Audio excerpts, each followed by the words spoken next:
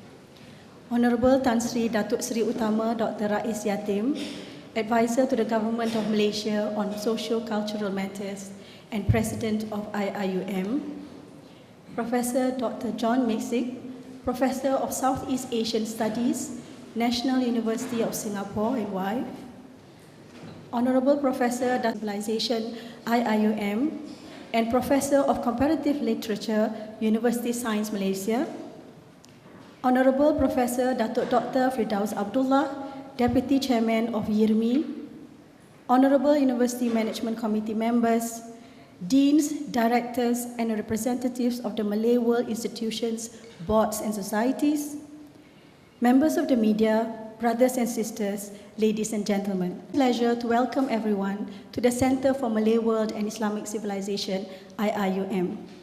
This is our third public seminar for 2016.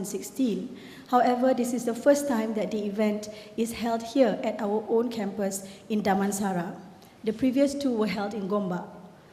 We are also extremely delighted that our lecture today will be delivered by none other than Professor John Miksic, an eminent scholar and leading international expert on the archaeology and history of Southeast Asia.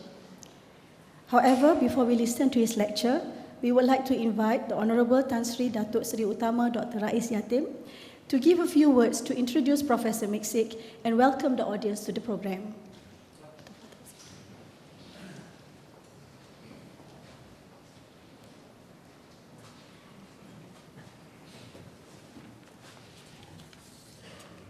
Ada dah.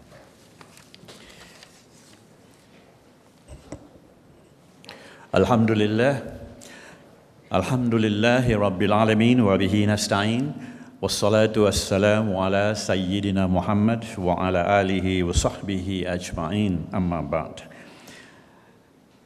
Selamat datang dan selamat pagi kepada semua yang hadir di kawasan pusat dunia Melayu dan Tamadun Islam ini, dan khususnya kepada Profesor John N. Miksic, yaitu sebagai yang diperkenalkan tadi, Profesor berkaitan dengan Tenggara Asia dan kajiannya dari Universiti Singapura. Saya juga pada pagi ini dengan sukacitanya memperkenalkan semula Profesor Saleh Jafar yang turut sama dengan kita, pengurusi pengelola Dewan Bahasa dan Pustaka, dan seseorang yang telah mengalami banyak bidang pengajian sama ada di dalam negeri ataupun di luar negeri. Rakan-rakan timbalan rektor yang turut hadir di sini, jemputan khas, pengarah Pusat Dunia Melayu dan Tamadun Islam, Dr. Hafiz, jemputan khas dari universiti tempatan, rakan-rakan hadirin yang dikasihi sekalian. Pada pagi ini saya ada dua pilihan sebenarnya. Pilihan pertama ialah untuk mengalu-alukan kesampaian semua yang di sini, dan kedua ialah menanya diri saya sama ada akan berucap dalam bahasa Inggeris ataupun bahasa Melayu. Mula-mula untuk disesuaikan dengan keadaan di IIUM atau UIAM, saya memilih untuk berucap dalam bahasa Inggeris. Tapi setelah berkenalan lebih rapat dan bertutur bersama dengan Profesor Miksic tadi, saya kira beliau mempunyai tuturan bahasa Melayunya yang hebat. Jadi lebih baik saya langsungkan dalam bahasa Melayu dan terus kita memperkenalkan beliau dan juga memberi kesempatan kepada saya untuk menyampaikan sedikit intipati dalam perjuangan kita menerusi sejarah, arkeologi dan subjek-subjek atau mata pelajaran yang lain. Namun demikian, mengenali beliau dari jauh adalah satu hal dan mengenali beliau dari dekat adalah perkara yang lain. Dengan itu, memperkenalkan beliau sebenarnya sebagai Profesor John N. Miksic tidak begitu penting lagi sebab beliau merupakan salah seorang daripada pengkaji sejarah dan arkeologi yang serius. Dan boleh saya katakan semenjak tahun 1987, beliau telah berada di Universiti Nasional Singapura, iaitu alma mater saya. Dan beliau telah membuat kajian dalam pelbagai bidang dan juga mendapat penghormatan dari pelbagai pihak juga. Untuk itu, izinkan saya untuk menyatakan lebih kurang dalam skop perjuangan beliau. Pertamanya, beliau mempunyai kelulusan doktorat atau PhD dari University Cornell, Amerika Syarikat, dan beliau pernah berada di sini, di Malaysia, sebagai sukarelawan Peace Corps Amerika. Merupakan satu lagi latar belakang yang menyamai pengalaman saya, iaitu saya pernah menjadi guru bahasa Melayu di American Peace Corps di Hawaii dan di Kelp selama 2 tahun lebih. Tapi sayang sedikit, tempoh beliau bercanggah dengan tempoh saya. Apabila saya pulang, beliau baru masuk jadi sukarelawan. Namun begitu, saya percaya beliau masih ingat dialog dalam buku saya yang dipakai oleh Peace Corps masa itu. Bas ini nak ke mana? Bas ini nak ke Ipoh, bas ini nak ke mana, bas ini nak ke Seremban, bas ini nak ke mana, bas ini nak ke Johor Bahru. Barangkali beliau masih ingat dialog itu yang kami buat perancangan pembahasaannya di University California bersama dengan John Campbell pada masa itu. Ini adalah sejarah lama, jangan saya masuk ke situ.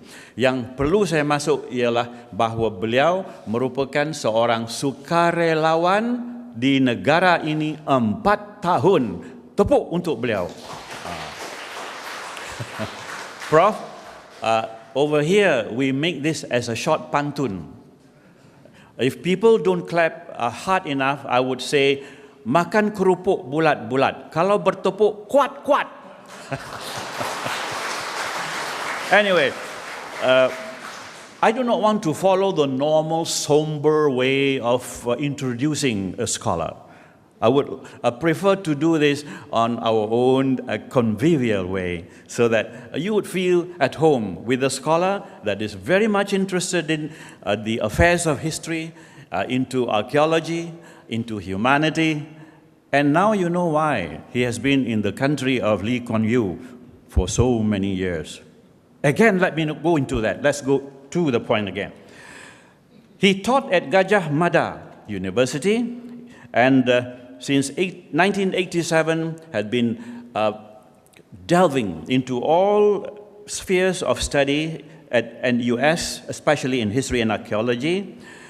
He also served on the board of the Center for Khmer Studies for the period 2000 to 2015. Beyond that, Dr. Miksic is also an advisor to the Southeast Asian Ministers of Education Organization Subcommittee for Archaeology and Fine Arts. Let's go further. He received special recognition award from the Information and Communication and the Arts Ministry in Singapore, and plus the Pingat Bhakti Satya from the Government of Singapore, and the title of Kajeng Raden Haryo Temenggung from the Susuhan of Surakarta, Indonesia. Now, to go on would be quite a mouthful. So what I would say is, we have here a scholar, a man who has delved into various channels of knowledge pertaining to history, communication, as well as archaeology. Now, among the 200 articles or writing pieces that he had done, a good number of books came in the offing. And the parts of the ancient maritime trade and the ancient Javanese jewelry, heritage conservation, and ceramics is also part of his passion. So you can imagine having him over here at our center is a privilege and an honor itself. And for that, we are very thankful. Hadirin, ini adalah syarahan yang ketiga untuk pusat ini. Oleh yang demikian, saya mengucapkan terima kasih kepada rakan-rakan yang datang dari jauh dan dekat untuk berada di dewan yang agak sempit ini. Namun demikian, kita terasa bahawa pengajian tentang dunia Melayu ini telah tertinggal. Dan banyak yang ditinggalkan bukan sebab kita tidak mengetahui, tetapi kita tidak mengambil berat tentang hal-hal persekitaran sejarah kita dan juga kajian berhubung dengan arkeologi itu sendiri. Malah saya persoalkan diri saya, jika saya mau mengenal tentang Lembah Bujang, apa yang harus didalami?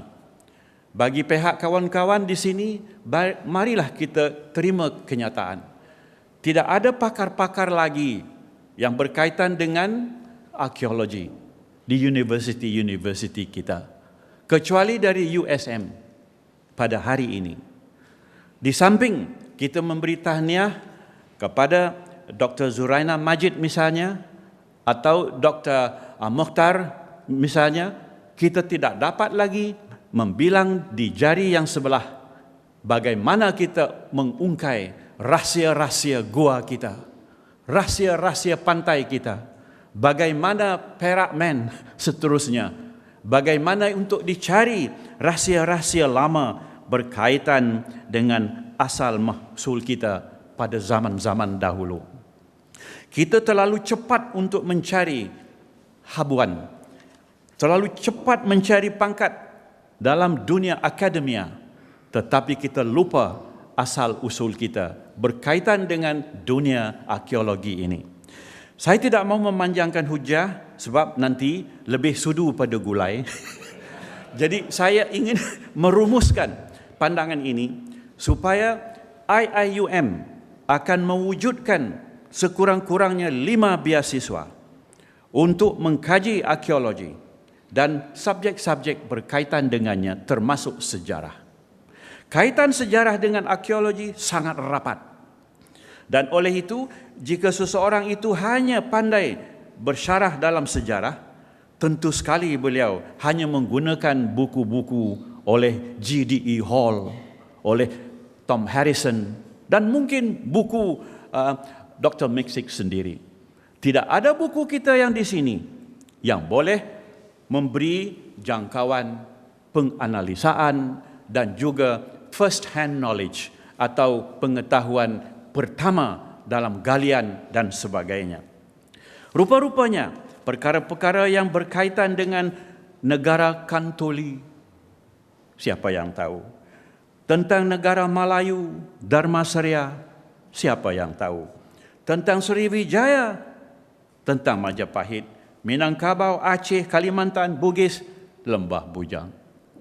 Hari ini kita katakan Lembah Bujang adalah suatu tamadun yang dahulunya dikatakan bermula abad pertama Masihi atau abad pertama selepas Masihi. Siapa yang akan menentukan ini sekiranya kita tidak tahu tentang arkeologi dan juga perkara-perkara berhubung dengannya? Apakah kita hanya terus mengatakan, oh sebab Quartridge Wales sudah membuat kajian dengan isterinya pada tahun 1970 dengan Dorothy Wales, sudah cukup? Apakah nak dikatakan Alistair Lamb yang membuat galian di Lembah Bujang sudah cukup bagi kita? Tentu tidak. Alhamdulillah Zuraina Majid dan rakan-rakannya membuat kajian di Lembah Bujang. Di situlah rahsia kemelayuan yang paling lama di dunia ini. Tetapi kita telah membiarkannya. Saya telah menulis surat kepada Perdana Menteri supaya memberi USM laluan yang lebih jauh untuk mengkajinya agar kita dapat sesuatu yang lebih daripada yang dikaji oleh Wales dan Lamb serta rakan-rakan kita dari luar negara. Hadirin, the need to pool expertise in the Malay world and Islamic civilization research is really very pressing. So let us begin by wishing Dr. Hafiz here and Professor Saleh and friends to actually pioneer again this part of our knowledge. And I would be giving all the help and all the encouragement that we could in due course. And I do hope my colleagues at IIUM realize the importance of this. There is no point for us simply to have ISTAC, where we talk about thoughts of Islam without the hinge onto history and archaeology. There is no point for us to simply eulogize on certain civilizational aspects without us going deeper into it in our own world, in the Nusantara region. We would love to have more students for history and some segments left for archaeology. And whilst we say this, we would like also to see that the aspects of the study by Peter Bellwood on prehistory of the Indo-Malaysian archipelago would be continued. He stopped it during the year 2007. After that, no one picked it up. And what Bellwood has left, I think, is of immense value to us. Hadirin, ada beberapa perkara yang harus kita kenal berkaitan dengan sejarah. Pertama ialah arkeologi. Kedua ialah epigrafi, iaitu kajian berhubung dengan skrip dan juga tulisan-tulisan di batu. Ketiga ialah tentang paleografi, iaitu kajian berhubung dengan antiquity. Seterusnya, palynology, iaitu kajian berhubung dengan habuk ataupun serbuk ataupun dust. Dalam Injil dikatakan, as dust is to dust, shall we meet thy in the other hereafter. So the dust to dust mesti juga dikaji. Manusia telah mengkaji ini, tapi hari itu apabila saya bertemu dengan kawan-kawan di Universiti Melaya, mereka berkata, apa namanya palynologi itu, Tan Sri? We should not blame them. It's because the structure of our education is such, we only look at the stars, but we forget about the grass. And now is the time. As Martin Luther says, and now is the time for us to galvanize the enthusiasm of the American people. But I would substitute that, the substitution of we, of the Malaysian people. And we introduce Dr. yang datang dari Singapura, yang bernama rakan kita yang penting, Dr. Miksic. Sekarang pentas adalah untuk anda, dan silalah terangkan dunia sedikit di mana ada suluhan dalam kegelapan. Wassalamualaikum warahmatullahi taala wabarakatuh.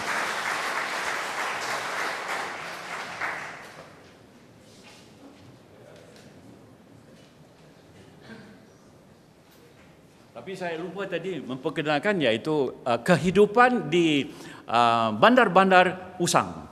Itulah tajuknya.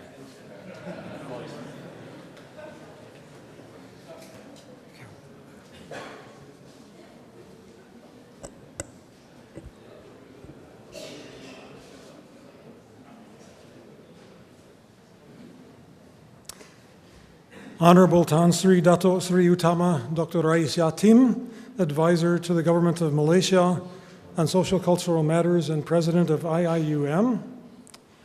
Honorable Professor Dato Sri Dr. Muhammad Saleh Yapar, Distinguished Fellow at the Center for Malay World and Islamic Civilization, IIUM, and Professor of Comparative Literature, University of Science, Malaysia. Honorable Datuk Dr. Kamaruddin Siaraf, Deputy Chairman of Yayasan Warisan Negara. Honorable Professor Datuk Dr. Firdaus Abdullah, Deputy Chairman of URMI. Honorable University Management Committee members, deans, directors, and representatives of the Malay World. Selamat pagi, selamat sejahtera, dan terima kasih banyak sekali atas undangan yang diberikan kepada saya pagi ini untuk hadir di sini. Padahal jadwal saya di Singapura sangat padat, tetapi waktu saya menerima surat dari Dr. Yatim, saya terpaksa untuk menerimanya. Banyak sekali yang saya menolak, tapi kali ini tidak mungkin saya akan menolak. Dan walaupun jadwal juga Dr. Rais sangat padat juga, saya berusaha untuk menyesuaikan diri dengan jadwal dia supaya kita dapat bertemu kembali. Jadi saya berterima kasih sekali juga pada orang hadiran semua. So I hope you can all understand me. I will speak mostly in Malay mixed with some Javanese because I mengajar lama sekali di Pulau Jawa di Indonesia. Jadi kadang-kadang saya campuri bahasa Jawa, bahasa Indonesia, bahasa Melayu. Minta maaf. I hope most of you will be able to understand me nevertheless. Jadi saya terharu sekali untuk dapat kesempatan ini. Dan saya juga terdesak waktu. Time is short. And I have much to say, so I will try and go quickly. Jadi, Profesor Dr. Sri Utama Dr. Rais yang telah mengusulkan tajuk ini untuk pembicaraan saya, dan memang ini cocok sekali dengan aliran penelitian saya selama hampir 50 tahun belakangan ini mengenai kehidupan di kota di Asia Tenggara.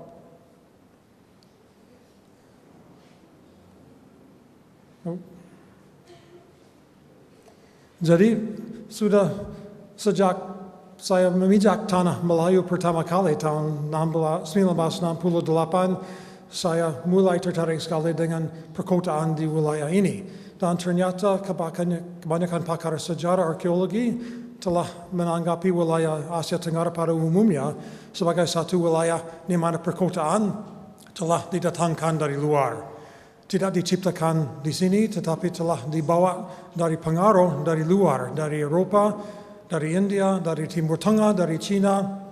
Tapi semakin lama saya meneliti soal mengenai perkotaan di Asia Tenggara, semakin jelas bahwa pola kehidupan di dalam kota tidak dibawa dari luar, tapi diciptakan di sini. Tidak ada satu pola pemukiman yang disebut kota, atau sebenarnya dalam bahasa lain lebih baik disebut perbandaran. Ini satu hal yang menarik juga bahwa di antara bahasa Indonesia, bahasa Malaysia ada perbedaan. Bahwa di Indonesia selalu disebut kota, wali kota misalnya sebagai ketua kota, sedangkan di Malaysia bandar lebih banyak dipakai sebagai istilah untuk menerjemahkan istilah Inggris city. Padahal banyak sekali sumbernya dari pola yang pemukiman sekarang yang dapat dilihat, tetapi asal-usulnya dari sumber-sumber yang berbeda. Itu salah satu hal yang jarang sekali diperhatikan pakar atau para pencipta teori mengenai perkotaan.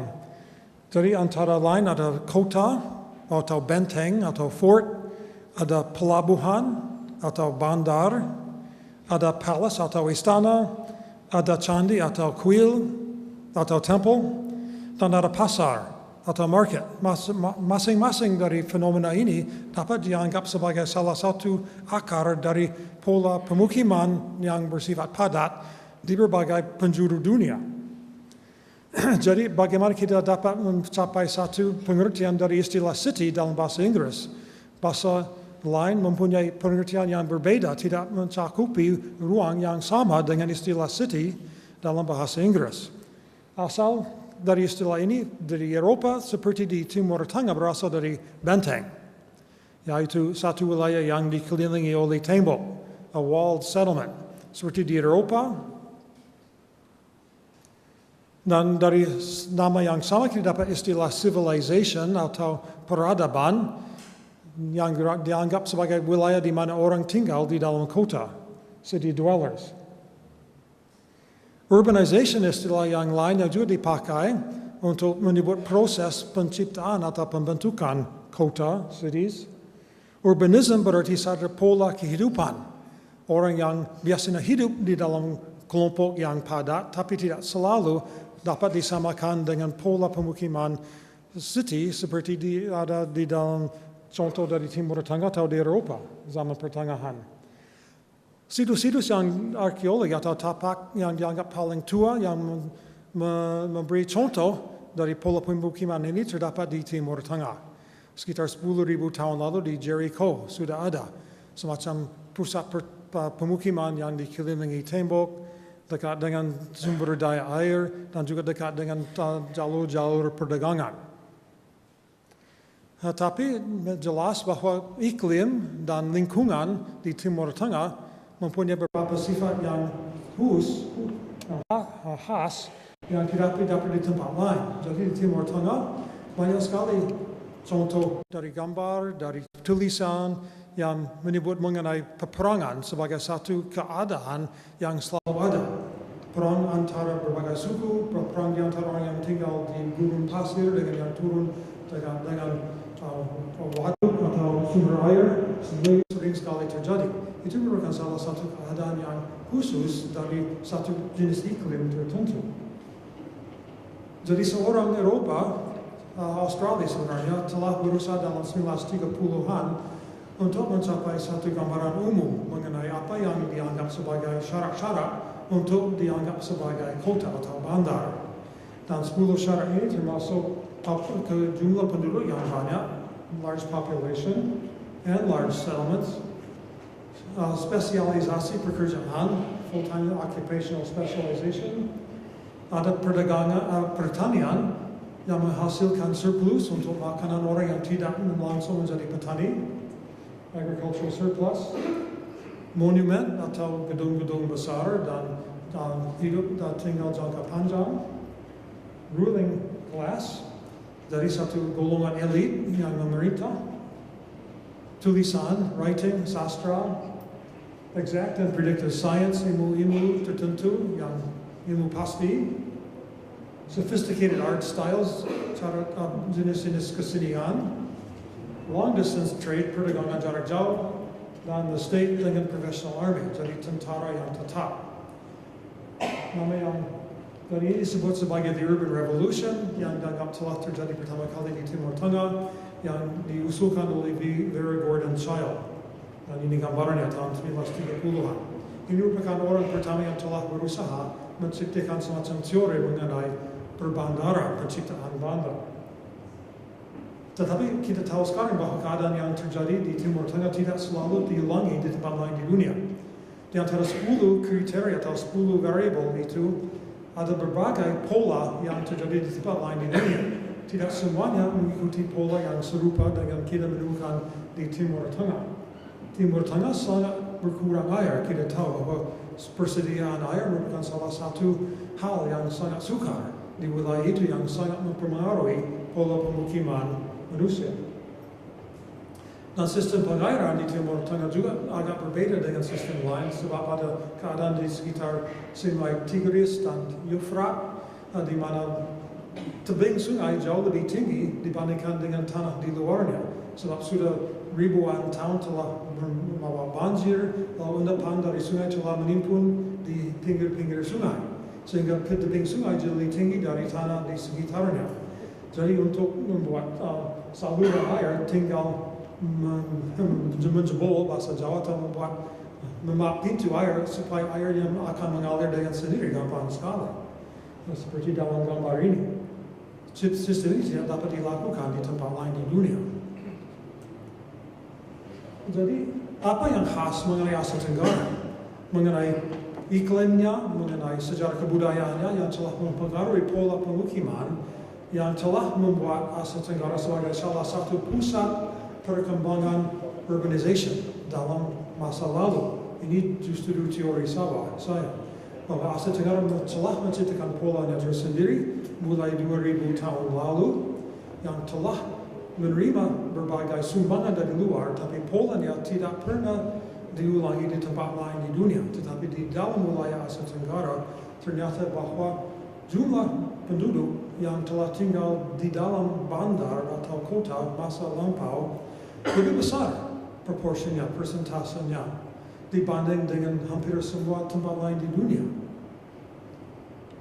Jadi salah satu faktor dianggap sebagai keanekaragaman lingkungan, environmental diversity, tetapi jumlah penduduk, kepadatan penduduk di Asia Tenggara sebenarnya sangat rendah dibanding dengan India atau dengan China atau Timur Tengah.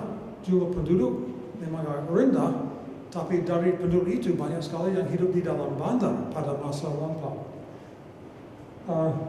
Ada beberapa faktor penyebab yang dapat mungkin menyebabkan keadaan ini. Apakah karena penyakit atau oleh karena perkawinan dalam umur agak panjang dan sebagainya. Tetapi salah satu faktor yang sangat menentukan adalah lokasi pada persilangan dunia. Asia Tenggara telah menghasilkan beberapa jenis tanaman yang sekarang tersebar luas di dunia, tapi pertama kali dibudidayakan di Asia Tenggara. Sekarang mungkin dianggap sebagai sumber penghasilan dari berbagai tempat lain, tapi padahal hampir semuanya berasal dari semenanjung Melayu atau Sumatera atau Kalimantan, seperti pisang. Pisang banyak sekali sekarang ditanami di Amerika Latin, tapi semua jenis-jenis pisang liar terdapat di Malaysia, Kalimantan atau di Sumatera. Jelas kalau pisang pertama kali dibudidayakan di sini. Bila kita tidak tahu berapa ribu tahun lalu belum ada pakar yang telah menemukan pisang yang tertua. Sama dengan tebu. Tebu dengan gulanya berasal dari wilayah Asia Tenggara. Bukan dari Amerika, bukan dari Afrika. Semua jenis tebu liar juga terdapat di Asia Tenggara. Kapan dibudidayakan? Juga belum ada yang dapat menjawab. Jenis-jenis lain tanaman seperti kelapa juga berasal dari Asia Tenggara, dan khusus bagi saya yang paling menarik ayam. Ayam dunia semua berasal dari ayam hutan dari semenanjung. Ayah saya dan saya juga waktu kecil petani ayam ternak. Baru saya setelah datang ke sini saya tahu bahwa binatang yang saya sudah sangat terbiasa memelihara berasal dari sini. Jarang sekali ada orang yang memperhatikan soal itu. Jadi orang Asia Tenggara telah membudidayakan berbagai sumber yang sekarang dianggap sebagai milik seluruh dunia. Tapi semuanya berasal dari sini. Bila kita tidak tahu sudah berapa lama, jadi jelas bahwa dari segi penamanan sumber-sumber daya alamiah, orang-orang Asia Tenggara sudah maju sekali ribuan tahun lalu. Dan kita tahu juga bahwa lebih dari 2000 tahun lalu orang-orang Melayu sudah menjelajahi lebih dari separuh dunia. Dari Afrika, Madagaskar, penduduk Malagasy, rumpun bahasa Austronesia. Jadi bukan dari Afrika, bukan dari India, bukan dari Timur Tengah, dari Asia Tenggara. Orang-orang Hawaii, orang-orang Selandia Baru, orang-orang Taiwan, semuanya juga dari rumpun bahasa Melayu. Lebih dari 180 derajat keliling dunia.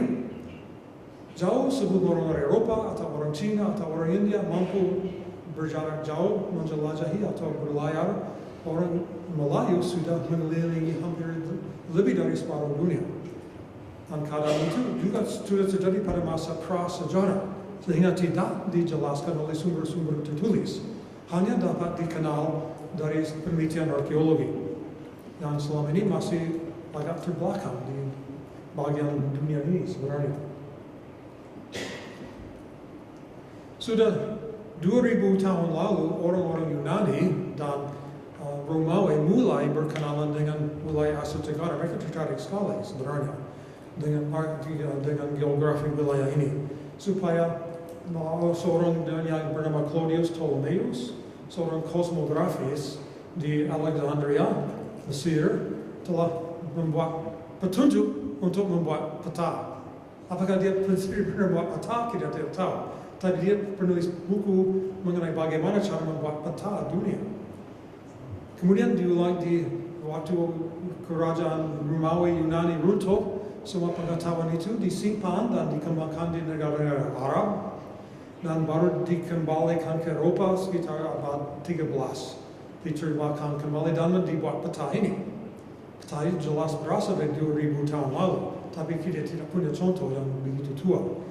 Tapi bagian yang sangat menarik jelas dari Semenanjung Melayu atau Semenanjung Mas, Ordia Chersonesus di sini. Dan di dalam peta ini terdapat lagu sini Linea Conoctius Linnea dari Katulistiwa. Di sini Magnus Sinus, teluk besar, semua bahasa Latin ini. Sinus Gangeticus, jadi teluk Ganges, Sungai Gangga dan sebagainya. Tapi yang menarik untuk kita di sini bahwa di bagian Semenanjung ini terdapat 8 buah pelabuhan. 8 kota yang sudah dikenal oleh orang-orang Eropa, orang-orang Yunani di Mesir 2000 tahun lalu. Namanya sudah terdapat di sini dan mereka disebut Nomimon Emporium dalam bahasa Yunani. Jadi itu bandar di mana perdagangan dengan orang asing dibenarkan dan diatur. 8 buah. Kita tidak tahu di mana mereka. Mungkin salah satunya di Pangkalan Bujang. Tapi yang 7 yang lain di mana? Belum tahu. Jelas lebih jauh ke timur dari Semenanjung Melayu, wilayah Cina tidak dikenal sama sekali. Sehingga pantainya berada ke selatan, sebenarnya ke utara. Tapi sampai Semenanjung Melayu, orang-orang di Yunani sudah kenal baik dengan geografi wilayah Melayu pada masa ini. Dan mereka tidak pernah ke sini. Mereka paling-paling hanya sampai India Selatan. Semua pengetahuan mereka mengenai Asia Tenggara diperoleh mereka dari orang-orang Asia Tenggara yang mereka ketemu di India. Yang jelas semua pelaut, semua kapal yang telah membawa semua penumpang dan muatan dibuat di wilayah sini. Tidak dibuat di Eropa, tidak dibuat di India, tidak dibuat di China. Semuanya berasal dari Asia Tenggara.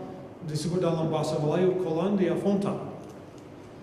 Mungkin berasal dari istilah kapal atau perahu. Saya dibesarkan di sini, di padang salju. Petani ayam dekat dengan Cornell, saya berasal dari wilayah dekat dengan Universitas Cornell di Amerika. Dan penelitian saya dalam bidang arkeologi di Kutub Utara mengenai orang-orang Inuit. Tahun 1967 saya di sini, penelitian pertama. Ini saya waktu muda. Dan saya berpenelitian mengenai alat-alat dari batu seperti ini, zaman prasejarah. Tahun 1968 saya di kaki Bukit Gunung Furai di sini, dari utara sampai Katulistiwa lagi. Dan karena saya ditempatkan di sana oleh Peace Corps, oleh karena pengalaman saya sebagai petani, bukan sebagai arkeolog. Jadi saya berusaha untuk membina persatuan peladang. Karena waktu itu jenis padi baru-baru dikembangkan, di situ terdapat proyek pengairan Pekula dari Sungai Pekula yang seperti proyek muda di utara dari Gunung Jerai. Jadi tugas saya di sana untuk membina persatuan peladang. Tapi saya mulai jalan-jalan di sana dan saya mulai melihat banyak sekali peninggalan kuno yang tidak ada yang dapat menceritakan. Siapa yang membuat, siapa yang membina candi-candi lama di Kedah, dari mana datangnya semua jenis-jenis serpihan tembikar dan sebagainya. Jadi saya mulai penasaran bahasa Jawa, interested, curious. Dari mana datangnya sejarah ini? Jauh lebih menarik dari Kutub Utara. Jadi saya berputar 180 derajat dari utara ke selatan dan tidak pernah melihat kembali ke sana. Sejak tahun 68 saya tetap tertarik untuk meneliti wilayah sini dan kebudayaan sejarah. Dalam penelitian mengenai negara and commandery, salah satu buku yang ditulis oleh pakar biografi Paul Wheatley, yang pertama kali mengajar di Singapura pada tahun 1950-an. Dia telah menceritakan teori bahwa semua kota atau bandar di Asia Tenggara berasal dari pengaruh dari India, kecuali sedikit wilayah Vietnam yang dipengaruhi Cina. Jadi negara menunjukkan pengaruh dari India, bahasa Sanskerta, commandery dari istilah Cina sebagai semacam pertahanan. Dianggapnya bahwa semua bandar di Asia Tenggara berasal dari pengaruh luar, bukan dari kepribadian Asia Tenggara sendiri. Tetapi sampai 1000 tahun lalu sudah dapat banyak sekali lokasi yang dapat kita anggap sebagai bandar. Dan kebanyakan juga terdapat dekat dengan Semenanjung Melayu. Saya akan memusatkan perhatian di sini terhadap 5 buah lokasi yang telah saya meneliti. Yang pertama di Kamboja, Angkor, yang sudah terkenal luas. Yang kedua di Sumatera Utara dekat dengan Medan, tapak yang bernama kota Cina, di mana penelitian saya yang pertama di Sumatera dilakukan. Kemudian di Jawa Timur, Trowulan, di mana jadi pusat ibu kota dari kerajaan Majapahit. Lalu Singapura yang menjadi bagian jajahan dari Majapahit pada masa itu, abad 14. Dan terakhir Malacca yang mewakili kota Islam awal. Padahal banyak sekali yang pernah ditulis mengenai pengaruh agama Islam terhadap perkotaan. Wheatley sendiri pernah meneliti mengenai masalah ini dan menulis buku Places Where Men Pray mengenai urbanization di Timur Tengah. Tebal sekali, beratus halaman, berat juga. Tetapi dia selalu berpendapat bahwa memang terdapat semacam pengaruh dari Islam di Asia Tenggara, tetapi dia tidak pernah menjelaskan bagaimana rupanya. Dan sebenarnya kita tidak tahu, tidak punya banyak data mengenai istilah hal itu. Sampai kemana kedatangan agama Islam telah mempengaruhi bentuk dan susunan dari kehidupan di bandar di Asia Tenggara. Masih merupakan satu faktor yang agak jelas sekali mustahak, tapi sampai sekarang belum dijelaskan secara luas. Dan Malacca merupakan salah satu tapak di mana masalah itu justru dapat ditangani. Istilah Angkor sebenarnya berasal dari salah sebutan negara Sanskerta yang berarti pusat dari satu kerajaan. Biasanya disamakan dengan istana, tapi tidak selalu harus begitu. Nama yang sebenarnya di masa lampau Yasodhara Pura. Yasodhara nama raja dari dan Pura Sanskerta, Pur berarti benteng atau tembok.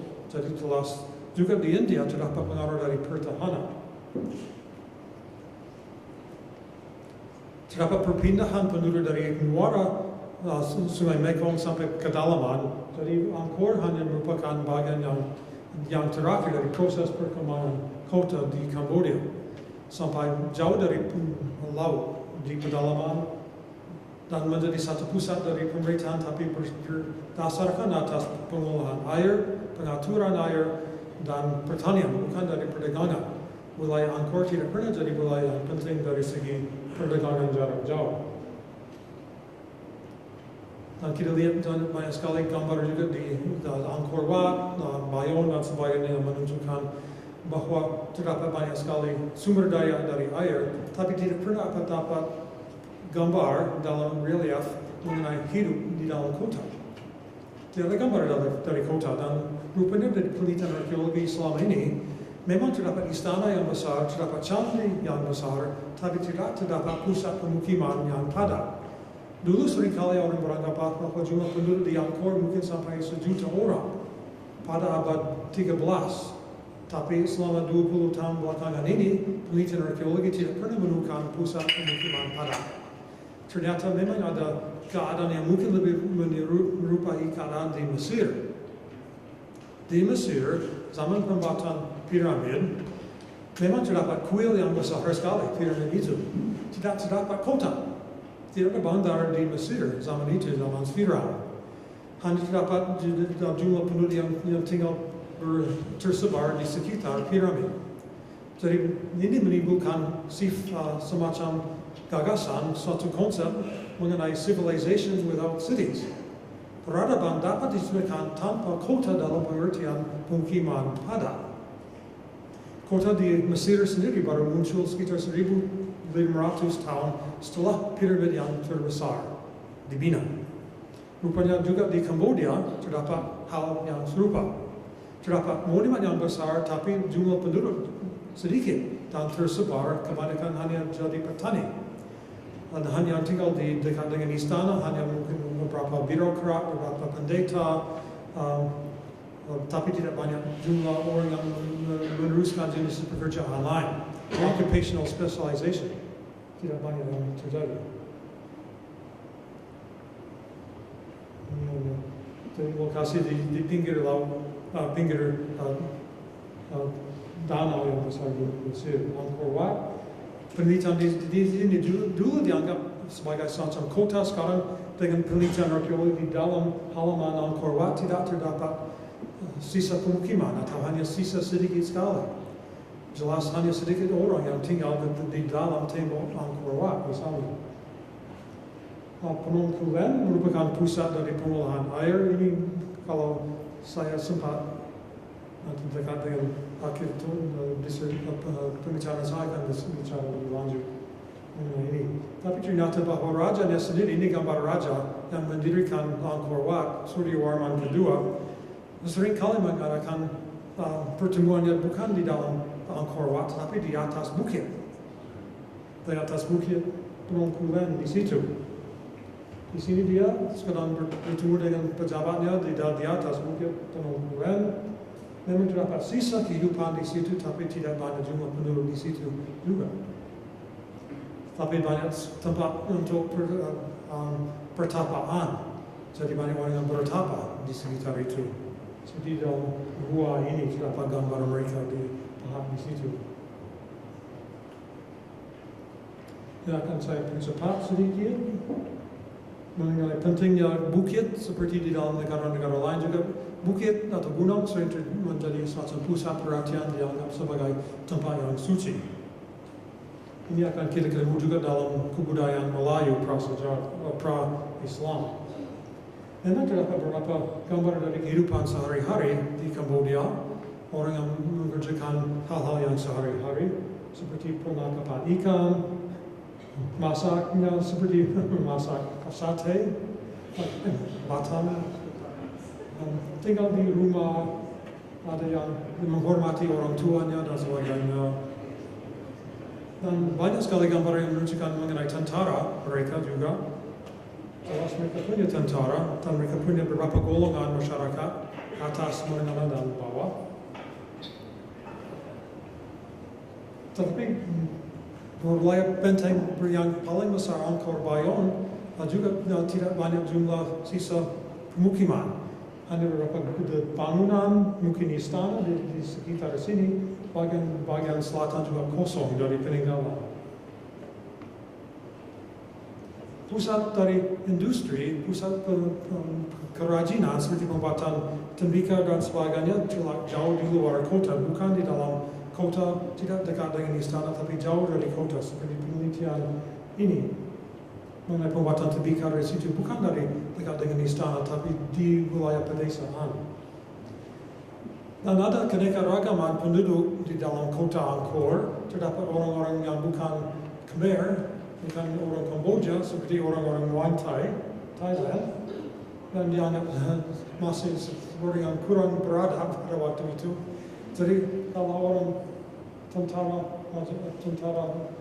Khmer semuanya seragam, semua punya wajah yang sama. Orang-orang Thai dalam tentara Khmer pada waktu itu tidak beratur sama sekali. Dan memang ada gambar mengenai orang Cina.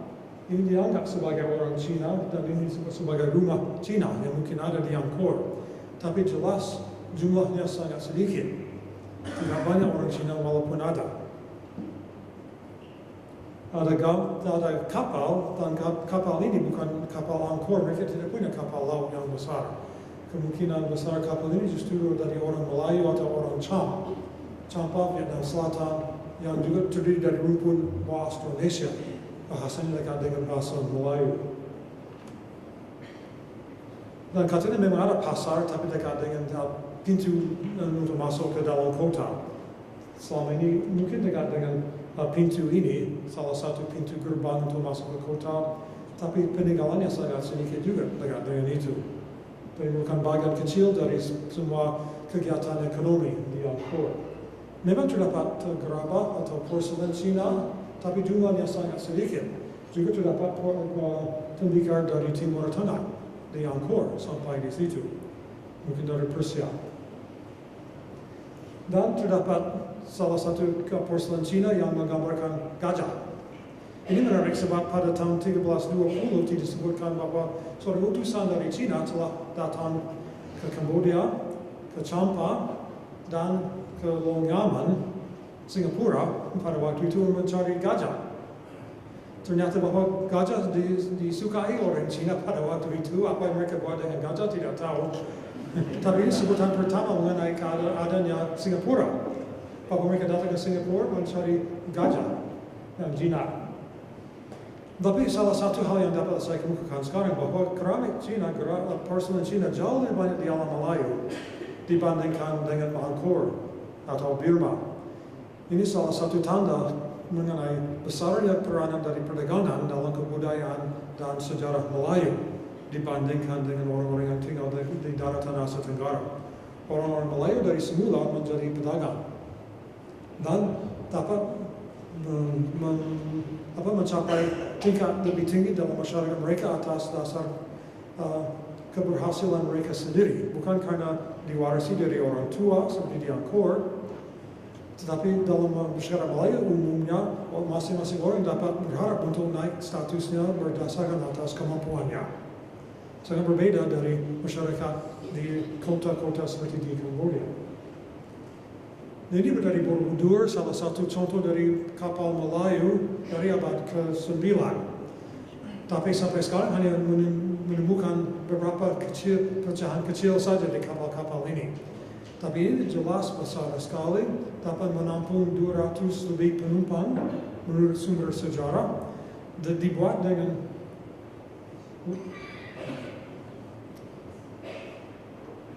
saya lupa istilah Melayu untuk outrigger. Tapi dibuat outrigger, saya pakai istilah Inggris. Outrigger itu merupakan tanda kapal Melayu, kemudian dibawa ke Polynesia, di sini, cadek, kapal bercadek. Cadek istilah Melayu cadek, dan juga mempunyai biasanya layar 2 atau 3 besar sekali, sehingga dapat berlayar jarak jauh dan cepat, dan dibuat dengan sistem yang disebut sebagai diikat, jadi kapalnya diikat, tidak pakai paku besi, tapi pakai ikat dari hijau, dan jenis fiber yang lain.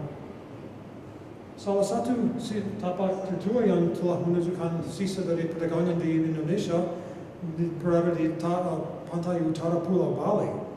2000 tahun lalu sudah terdapat jenis-jenis gerabah dari India, jenis tembikar dari India 2000 tahun lalu, dan terdapat beberapa kerangka manusia, dan kerangka ini telah diuji bahan zuriat, genetik DNA-nya, ternyata orang itu berasal dari India.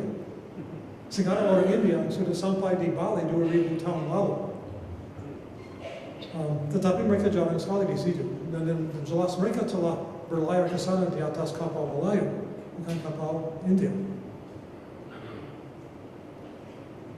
Jadi kenapa wilayah selanjung Malaysia menjadi pusat perhatian dan pusat perdagangan dunia 2000 tahun lebih? Oleh karena angin.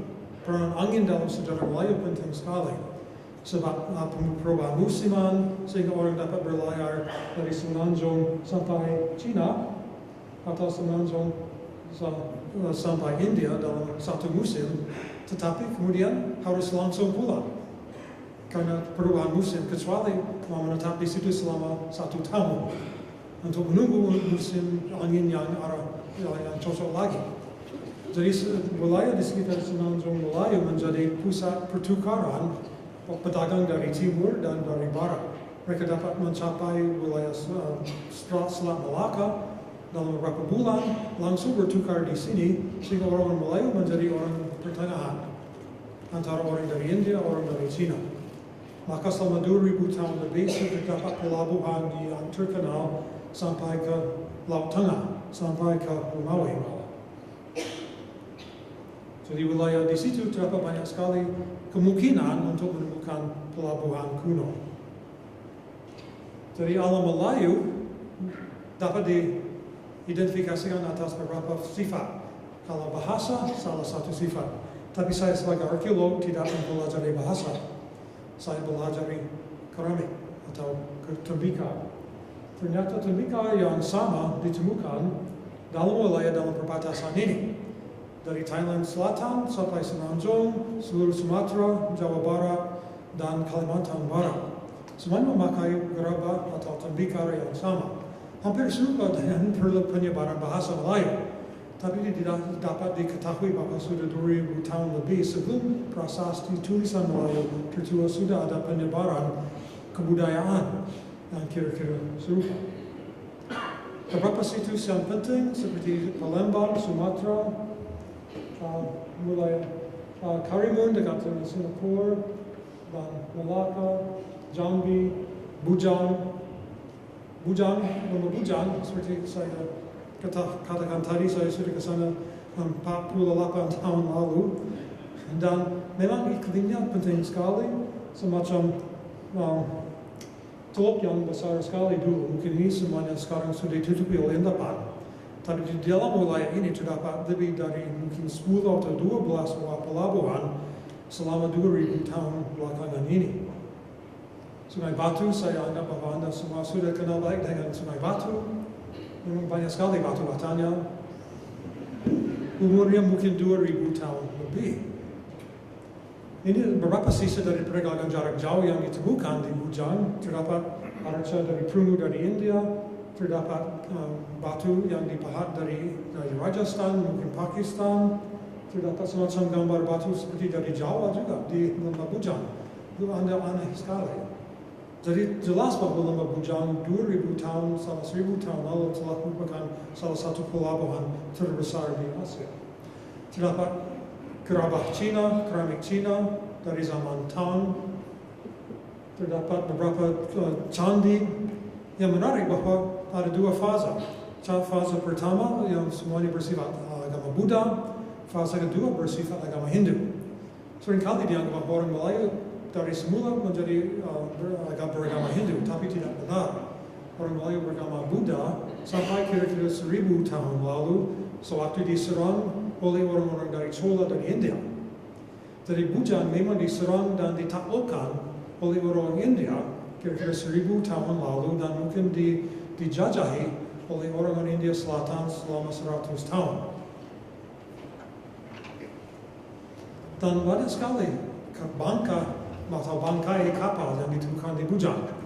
Tapi penelitian mengenai kapal ini setahu saya belum pernah dilanjutkan. Ditemukan di museum, tetapi umurnya, usulnya, fungsinya sampai sekarang belum pernah saya melihat penelitian khusus mengenai kapal-kapal Melayu kuno.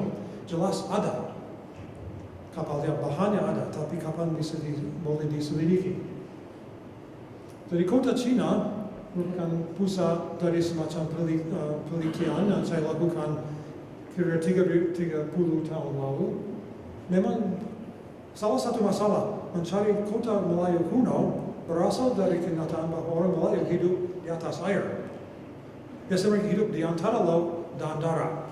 Bukan di darat, bukan di laut, di tengah-tengahnya, di atas tiang. Jadi kalau rumahnya sudah hilang, rusak, dibiarkan runtuh, masuk ke dalam air sungai, air laut, dan sisanya sangat sukar sekali dicari. Seperti di Palembang, kemungkinan besar semua keruntuhan dari kerajaan Sriwijaya masa lampau, salah satu kerajaan Melayu paling besar di dalam sejarah, semuanya sekarang berada di dasar sungai, bukan di darat. Abad 19, waktu Alfred Russel Wallace datang ke sana, yang kemudian menulis buku The Malay Archipelago, katanya bahwa Palembang merupakan kota atau bandar yang panjangnya 5 batu, lebarnya 1 rumah. Jadi semuanya rumah didirikan di atas pinggir air Musi. Sehingga kalau habisnya kerajaan Melayu, kerajaan Sriwijaya, hilang di dalam sungai. Keadaannya seperti sekarang ini. Jadi benda-benda ini ditemukan belakangan ini di dasar sungai Musi. Banyak sekali penemuan arkeologi yang baru mulai diketahui memang ada di dasar sungai, bukan di darat. Ini merupakan salah satu hambatan terutama untuk penelitian mengenai kota Melayu kuno. Tidak dibuat di darat. Ada sekali orang yang hidup di atas rakit atau rumah yang berapung atau di kapal. Muara Jambi juga sama halnya. Sampai sekarang masalah kebiasaan membuat kapal tradisional dengan layar atau bukan layar kemudi. Kemudinya bukan hanya satu tapi dua, dan di sudut belakang, bukan di buritan dari kapal. Ini salah satu sifat Melayu juga, seperti yang ada di gambar Borobudur. Sampai sekarang kebiasaan itu masih diteruskan. Kota-kota seperti ini, seperti kota Melayu, Jambi juga memiliki mata wang sendiri. Tidak diimpor dari India, bukan jenis dari Cina. Mereka membuat mata wang, mereka sudah punya alat tukar dari emas dan perak, tidak meniru orang lain. Pola pemukimannya lain dari yang lain. Secara perdagangan sudah ada sendiri, tidak ditiru dari luar. Mereka membuat banyak sekali tembikar dengan jenis yang serupa yang ditemukan di seluruh Selat Malaka. Saya memilih untuk membuat penelitian mengenai PhD saya di sini, di tapak yang bernama Kota Cina. Jadi bandar atau pertahanan Cina. Ternyata memang di bawah kepunan kelapa ini 1000 tahun lalu ada semacam kota. Dengan arca Buddha dan Hindu, sisa dari candi. Tapi yang menarik adalah lapisan ini yang padat sekali dengan temuan kehidupan sehari-hari. Banyak sekali gerabah Melayu di sini, tembikar Melayu, dibuat dengan cara tatap dan pelandas istilahnya, paddle and anvil method. Jadi pola diterah dengan semacam tatap dari kayu, sehingga permukaannya dipukul dengan kayu itu menimbulkan kesan. Dan juga terdapat seperti cawan ini tapi untuk melebur emas. Pengolahan emas terlari di sini, pengolahan logam. Jadi kota-kota Melayu kuno jelas menggunakan berbagai jenis kerajinan, pengolahan jenis logam, pembuatan gerabah, banyak sekali jenis pekerjaan khusus yang dilakukan di dalam kota-kota Melayu kuno. Dan kita tahu bahwa kebanyakan gerabah tembikar itu dibuat oleh wanita. So, di Borobudur ada gambar mengenai orang membuat tembikar, yang membuat tembikar semuanya. Semuanya dari kaum wanita. Dari orang wanita duduk pakai tatap dan pelandas cara Melayu, dan orang lelaki tugasnya membawa tanah liat. Kemungkinan besar gadegan seperti ini sering kali terjadi dalam kota-kota Melayu zaman dulu. Ada pembagian kerja antara jenis kelamin. Banyak sekali gerabah keramik Cina juga. Sehingga orang-orang yang tinggal di kota Cina memang kaya. Sehingga mereka dapat mengolah emas, mereka dapat memperoleh jenis tembikar Cina yang paling baru dan paling mahal di Sumatera Utara. Kota ini tidak pernah disebut dalam sumber tertulis. Tidak punya satu sebutan saja di dalam semua sumber tertulis. Hanya diketahui dari segi arkeologi. Ada juga sedikit tanda mengenai hubungan dengan Timur Tengah. Ada tembikar dari Arab atau Persia. Ada juga manik-manik dari India. Ada gerabah atau tembikar juga dari Thailand Selatan, petani, wilayah petani. Jadi kehidupan di situs kota Cina mungkin seperti ini. Ada berbagai jenis golongan etnis yang tinggal di situ, berbagai suku. Penduduk tetap orang Melayu dengan pendatang yang lain pada musiman. Orang India datang pada musim barat, mungkin orang Cina datang pada musim timur. Mungkin mereka menetap di situ beberapa bulan, kemudian pulang ke negara yang masing-masing. Juga orang-orang Arab dan Persia, kemungkinan besar sudah datang ke sana. Sudah dapat pekerjaan, Juga terdapat penggunaan mata wang Cina pada masa itu sebagai alat tukar. Kita tidak tahu kenapa kota ini atau bandar ini telah naik dan turun. Kenapa muncul sekitar abad 11, kenapa kemudian menghilang sekitar abad 13. Mungkin berhubungan dengan kerajaan yang disebut baru dalam sejarah Melayu. Kita tahu bahwa zaman Marco Polo atau juga zaman Cheng He, orang Cina belum menetap di Asia Tenggara. Kalau mereka datang dengan kapal, kemudian mereka membuat kota. Dan mereka tinggal di situ selama 6 bulan.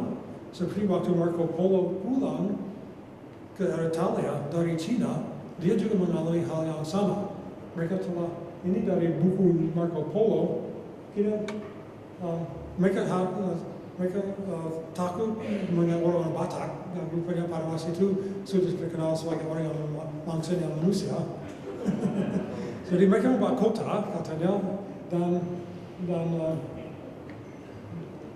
mereka telah tinggal di dalam benteng atau kota itu selama 5 bulan. Dan telah mereka melakukan perdagangan dengan masyarakat setempat. Saya kira nama kota Cina berasal dari kebiasaan itu. Ada semacam pemukiman Melayu di situ yang tetap. Orang Cina kadang-kadang datang membuat pertahanan musiman, kemudian melanjutkan perjalanan ke barat atau pulang ke Cina. Saya kira itu pola yang masih biasa pada abad 13 sampai 14. Lalu Majapahit abad 13 sampai 16 awal juga terdapat di daerah pedalaman, jadi pola yang lebih menyerupai pola yang terdapat di Kamboja dengan pegunungan di belakangnya. Cantik sekali. Dr. Go yang mendampingi saya, yang sekarang jadi ketua dari jurusan Departemen Sejarah di Nanyang Technological University, juga pernah membantu saya dalam penelitian di sini. Dan ini dikunjungi oleh Alfred Russel Wallace abad 19 dan dia terkesan sekali oleh sisa kota yang masih dapat dilihat pada abad 19. Banyak sekali kota bangunan terbuat dari batu bata. Dan dia terkesan bahwa extreme perfection and beauty of the brickwork astonished me. This is him, Wallace. The bricks are exceedingly fine and hard with sharp edges, laid with great exactness. Such admirable brickwork I've never seen. Termasuk Eropa. Bata-bata di Jawa pada masa itu dianggap paling bagus. Almost every road and pathway shows a foundation of brickwork, the paved roads of the old city. Ini sisa yang masih ada sampai sekarang. Jadi jelas bahwa di wilayah Jawa Timur pada abad 13 sampai 15 memang terdapat kebiasaan membuat bangunan besar dari bata. Seperti yang ada di kota Cina juga, tapi hanya tinggal beberapa bagian dari landasannya.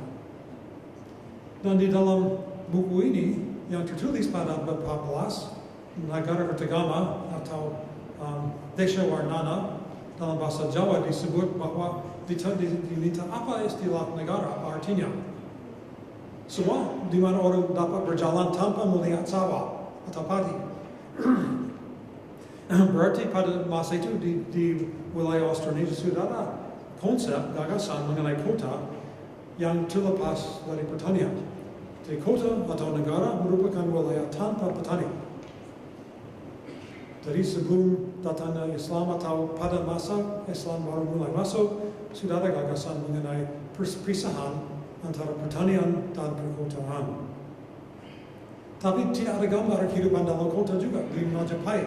Seperti di Angkor tidak ada gambar relief yang menunjukkan gaya kehidupan di kota. Ada gambar mungkin pemukiman yang dikelilingi tembok, tapi hanya dilihat dari jauh, seperti dari atas gunung, bukan dari dekat. Tapi kita tahu bahwa kota-kota seperti itu sudah mempunyai sistem pengairan juga. Bukan hanya Angkor, bukan hanya orang Angkor atau Kamboja, tapi juga orang Melayu sudah punya sistem pengaturan air. Seperti di wilayah Jawa Timur, ini sistem pengairan yang ditemukan di wilayah Majapahit. Sudah ada tempat pemandian juga yang besar sekali. Dan ada semacam waduk atau tempat simpanan air untuk penduduk kota yang cukup besar. Dulu dianggap bahwa wilayah Trowulan hanya mewakili semacam tempat yang untuk tempat suci seperti Angkor. Tapi setelah diselidiki tahun 1950-an, banyak sekali sumur. Jadi sumur air juga dibuat di situ. Jelas bahwa mereka telah mempunyai kebutuhan air yang juga besar, menunjukkan kepada penduduk yang tinggi. Kami telah menemukan sisa dari bangunan rumah, ada beberapa lapisan rumah seperti zaman sekarang, dan ada pipa air dibuat dari tanah liat. Jadi mereka sudah mulai pandai membuat pipa air untuk pengairan di dalam kota.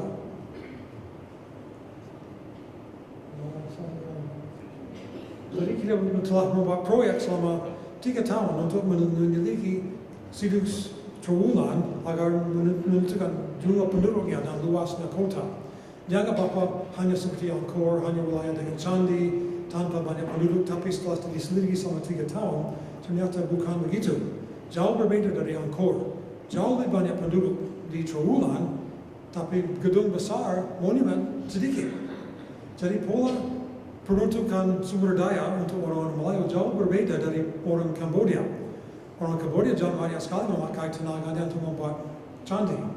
Orang Melayu banyak sekali memakai tenaganya untuk perdagangan. Hal-hal yang bersifat intensif dan sudah membutuhkan perencanaan, memerlukan modal dan sebagainya. Jauh berbeda gaya kehidupan di dalam kota di daratan Asia Tenggara dibandingkan dengan kota di kepulauan Asia Tenggara. Jadi ada penggunaan batuan Cina, ada banyak sekali patung kecil menunjukkan mungkin orang Eropa seperti Marco Polo, orang Cina, orang Arab. Mereka sudah dikabarkan sebagai orang yang lucu. So, mereka selalu semua menunjukkan giginya. Kalau dulu tidak sopan menunjukkan gigi. Tapi orang asing tidak tahu. Dan banyak sekali model kecil dari rumah waktu itu. Dari tanah liat. Mungkin ini dipatung sebagai hiasan rumah. Mungkin di Jawa pada abad 14 sudah ada gagasan menghiasi rumah dengan barang-barang kerajinan seperti tanah liat, seperti ini. Orang wanita yang sedang memegang semacam alat musik, kuda, masih ada gambar yang lucu. Di sini ada orang yang berlari, jari kaki digigit harimau. Supaya orang bisa ketawa. Ada jenis-jenis keramik di sana, jenis temika dari berbagai sumber Cina, Vietnam, Thai, dan tempat simpanan uang dalam bentuk babi. Ini zaman pra-Islam. Mungkin pada waktu itu di dalam Pulau Jawa, babi merupakan semacam lambang kekayaan. Jadi orang yang mempunyai uang disimpan di dalam bentuk berapa. Dan banyak sekali sisa dari kerajinan pengolahan emas. Ini wadah untuk mencairkan emas atau tembaga dan sebagainya. Dan mereka telah membuat mata uang sendiri, gaya Jawa. Tapi hubungan antara ibu kota dengan daerah hulunya sangat jarang diselidiki sekarang. Jadi kita tahu sedikit banyak sekarang mengenai ibu kota Majapahit. Tapi mengenai kota kecil di pinggirnya, kita sudah tahu lokasinya. Tapi bagaimana bentuk hubungannya? Kota-kota kecil, bandar-bandar kecil di sekelilingnya, Majapahit belum diselidiki arkeologi. Jadi bagaimana hubungan dari pusat dengan daerahnya? Kita belum tahu bagaimana pusat administrasi tingkat 1, tingkat 2, dan sebagainya. Ada sedikit keterangan dalam Sulata Salatin Saudara Melayu, tapi tidak banyak.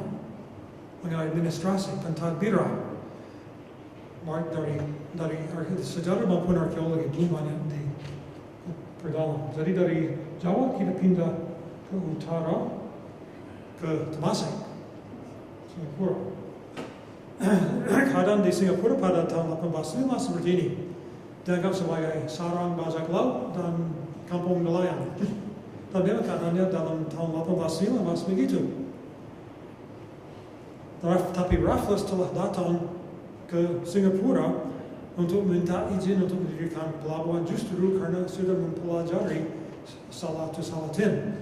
Beliau sudah menemukan suatu Salatin, Raffles manuscript number 18. Ya, dia pandai bahasa Melayu dan pandai huruf Jawi. Dia dapat menulis dalam huruf Jawi malah. Dan ada sisa surat dari Raffles tertulis bahasa huruf Jawi. Dia tidak mendirikan pelabuhan lama. Usulannya untuk menghidupkan kembali pelabuhan Melayu kuno.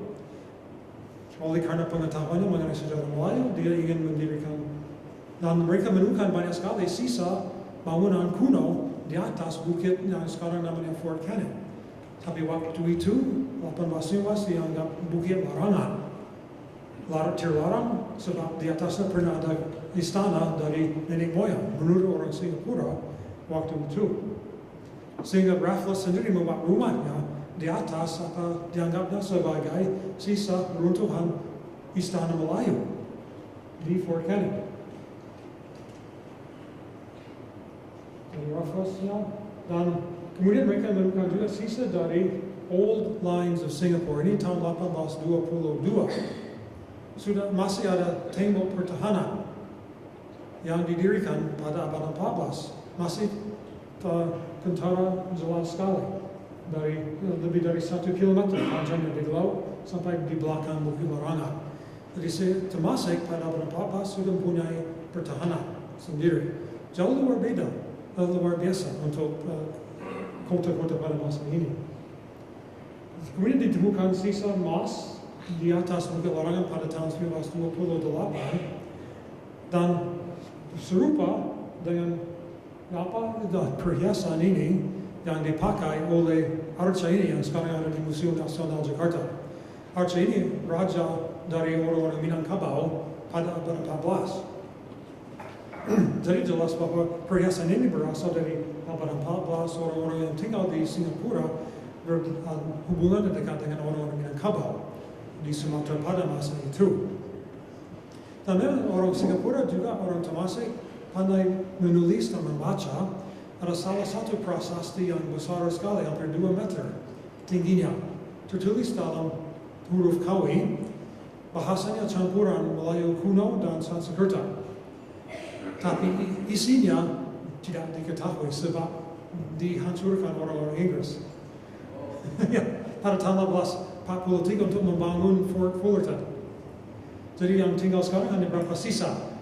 Masih dapat dibuktikan. Pernah ada masyarakat penduduk Singapura yang pandai membaca dan menulis. Tapi apa yang dikatakan mereka dalam salah satu surat panjang sekali tidak pernah akan diketahui. Jadi banyak sekali sisa-sisa sejarah Singapura yang hancur. Tapi kita anggap bahwa mungkin kerajaan istananya dulu seperti ini di Bukit Larangan. Dan mungkin ya jumlah penduduk seperti ini. Ini mungkin gambaran saya banyak hang tua.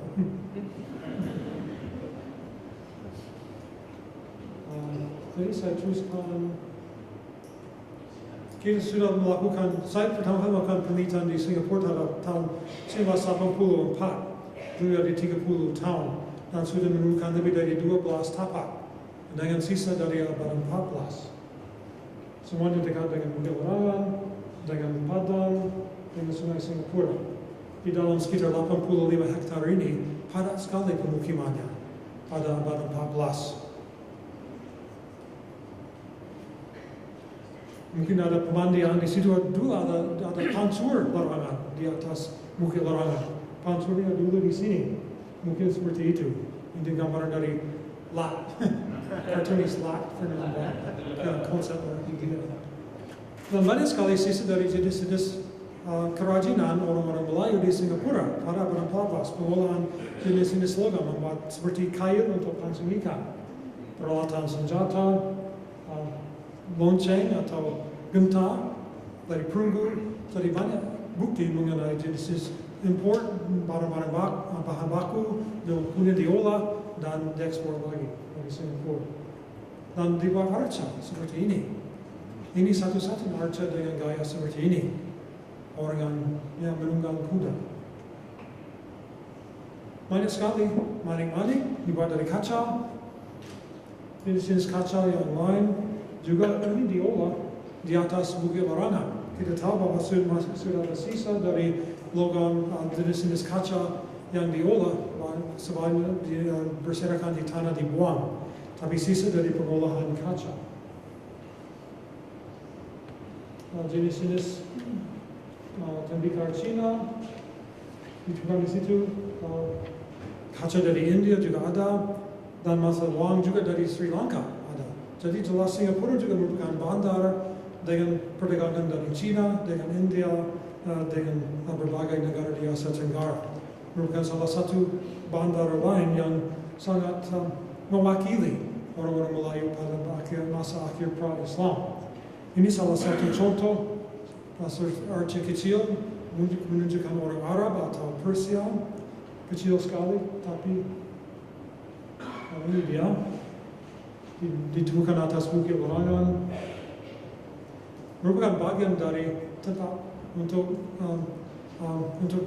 tidur kepalanya, semacam bantal, terbuat dari porselen. Ini jarang sekali di Cina, tapi terdapat di Singapura pada abad 14. Jadi orang yang tinggal di Singapura di istana dapat membeli atau memperoleh benda-benda yang sangat langka di Cina sendiri. Dan mereka punya satu-satunya contoh yang pernah ditemukan selama ini, kompas. Tidak ada di Cina. Ini dibuat di Cina untuk menunjukkan arah. Ini nama arah mata angin. Biasanya di Cina dibuat dari perunggu, yang ada di Singapura dari porselen. Tidak ada yang di Cina sendiri. Jadi orang-orang yang tinggal di Singapura sangat erat hubungannya dengan perdagangan dengan Cina maupun dengan India. Dan tidak hilang Singapura pada zaman Malaka. Masih ada keramik Cina dari zaman Ming. Jadi waktu Malaka sudah muncul dan menjadi kota Islam, termasuk antara kota Islam pertama di Asia Tenggara, Singapura masih ada dan berada sebagai pangkalan Angkatan Laut Malaka. Sudah disebut dalam sejarah Melayu, surat Salatin. Wilayah yang dikuasai, gambaran dari Malaka. Jadi jelas bahwa Malaka masih menyimpan banyak sekali teka-teki. Tapi saya yakin masih banyak kemungkinan untuk mencari keterangan mengenai sejarah Malaka abad 15. Di atas bukit di sini misalnya, saya yakin bahwa di pinggir bukit di sini masih tertinggal sisa dari mungkin abad 15, tapi belum pernah diselidiki. Namun sekarang terdapat rekonstruksi dari istana lama, tapi mungkin besar istana yang sebenarnya dekat dengan puncaknya di sekitar situ.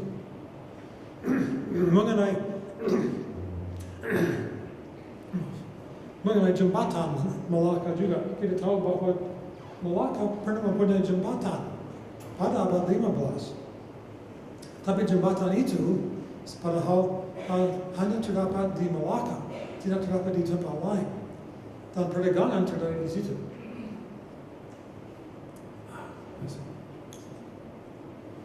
Jadi waktu orang Portugis datang, mereka menyebut bahwa semua perdagangan di Malaka dilakukan di atas jembatan, di atas Sungai Malaka. Kenapa? Kita tahu bahwa di Eropa sudah umum, di Italia, di London misalnya, London Bridge, tempat perdagangan zaman dulu. Tapi kenapa di Malaka ada? Jelas Malaka ada, dan itu merupakan titik yang paling lemah dalam pertahanan Malaka. Itu yang diserang oleh orang Portugis. Istananya kuat sekali, tetapi ada satu pintu masuk ke istana dari jembatan. Mereka orang Portugis membawa kapalnya langsung kepada jembatan, lompat dari kapal atas jembatan masuk ke kota Malaka. Justru di situ tempat lemah pertahanan Malaka. Meriam Malaka banyak sekali katanya, tapi mereka punya salah satu titik lemah di situ. Dan selama ini belum pernah ada penelitian mengenai jembatan Malaka. Kita tahu lokasinya, yang sekarang diganti balik. Tapi mungkin lapis bawah ini dari batu laterit mungkin bukan yang asli. dari jembatan. Jelas jembatan itu penting sekali sebagai satu tempat perdagangan zaman dulu. Waktu Sungai Malaka dibersihkan untuk pembuatan jalan setapak untuk pariwisata, ditemukan banyak sekali sisa barang di dasar Sungai Singapura. Keramik, Cina, mata uang Malaka, tembikar Melayu. Saya yakin kalau diselidiki lebih lanjut, banyak sekali sisa dari kehidupan di dalam kota Malaka pada abad 15 masih dapat ditemukan kembali. Kita lihat dari dalam museum kota di Malaka memang ada beberapa adegan mengenai kehidupan masa lampau, tapi saya kira ini boleh dilanjut diperkembangkan jauh sekali kalau ada penelitian arkeologi di situ. Penelitian mengenai hang tua masih penting dilakukan juga, tidak sempat untuk ditanggapi di sini, tapi mungkin yang terakhir akan saya kemukakan mengenai situs pengkalan kompas. Setahu saya jarang sekali ada orang yang ke sana. Sekarang di Negeri Sembilan, tapi satu-satunya sastra tertulis yang berasal dari abad 15 di sini. Prasasti di atas tiang di depan. Di sini ada peninggalan masa prasejarah, masa klasik, dan di sini tiang ini ditulis pada empat mukanya. Dua permukaannya dalam huruf Kawi dan bertanggal tahun Masehi 1462. Kemudian dua muka yang lain tulisan Jawi 1467. Jadi kita dapat satu tanggal yang tepat sekali peralihan dari Kawi kepada tulisan Jawi pada prasasti ini. Tapi kenapa justru letaknya di situ, jauh di luar kota Malaka? Jelas pengaruh kota Malaka berkembang jauh lebih luas dari kota yang sekarang. Pasti dapat banyak pusat kecil yang mengelilingi kota Malaka pusat. Tapi di mana letaknya? Pasti ada satu di Negeri Sembilan dekat dengan sini. Kita tahu bahwa ada semacam istana lain di pedalaman dari Malaka waktu orang Portugis masuk.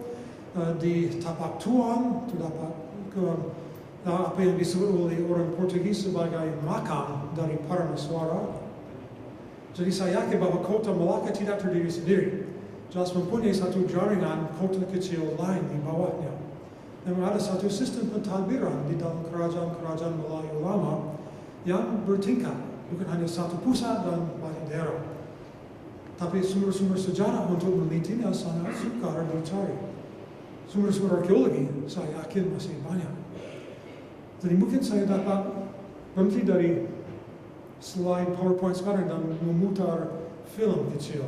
Ada film yang singkat, sekitar 5 menit, yang dibuat untuk merangsang orang untuk menggambarkan diri mereka sendiri kalau berada di dalam kota Temasek pada tahun 1350-an, menggambarkan kehidupan di dalam kota Melayu pada abad 14, dibuat oleh media di Authority Singapura.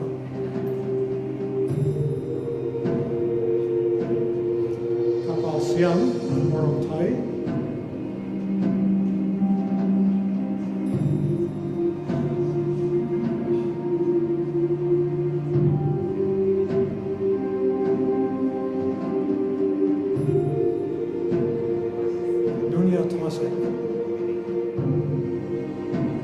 Istana.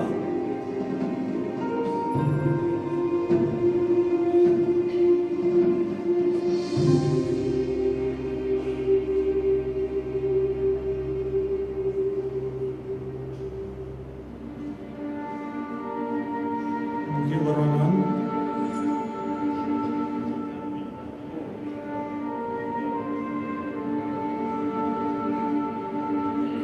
Jadi Anda dapat menciptakan avatar sendiri dan menjelajahi Temasek pada abad 14. Anda dapat ketemu dengan Raja Prawira, bendahara,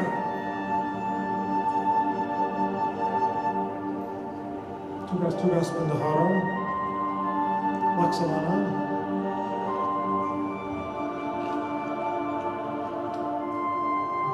Padang, orang terkuat di Melaka, di Temasek. Kedutaan dari luar negeri. Mungkin Ibn Khaldun. Persia. Kemandian.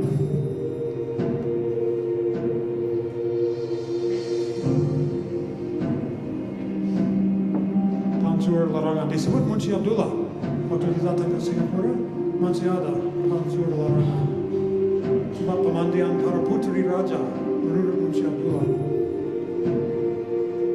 Contohnya dari Jawa Timur pada masa yang sama.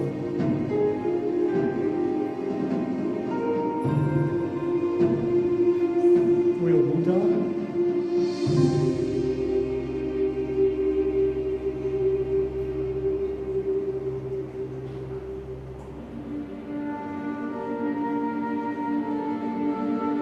Taman, masih ada sisa taman kerajaan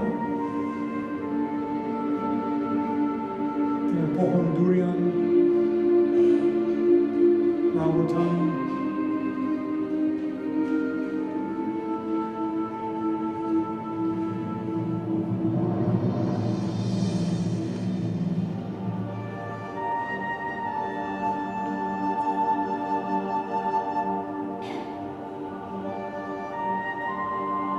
kapal Jawa dengan cadek.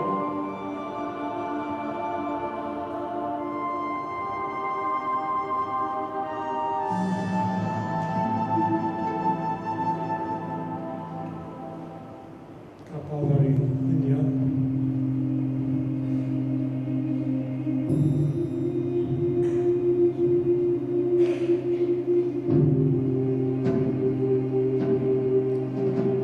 Kita juga berusaha untuk memperkenalkan orang dengan lingkungan alam zaman dulu, jenis tumbuhan, jenis binatang.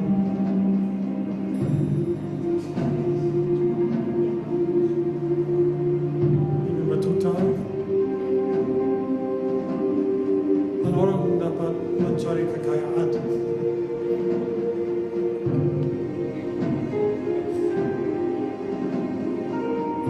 Jadi Anda diberi tugas mencari pinang, sirip pinang,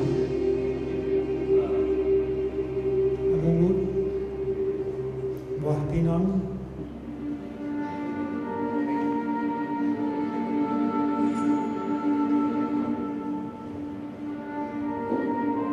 pinang untuk raja.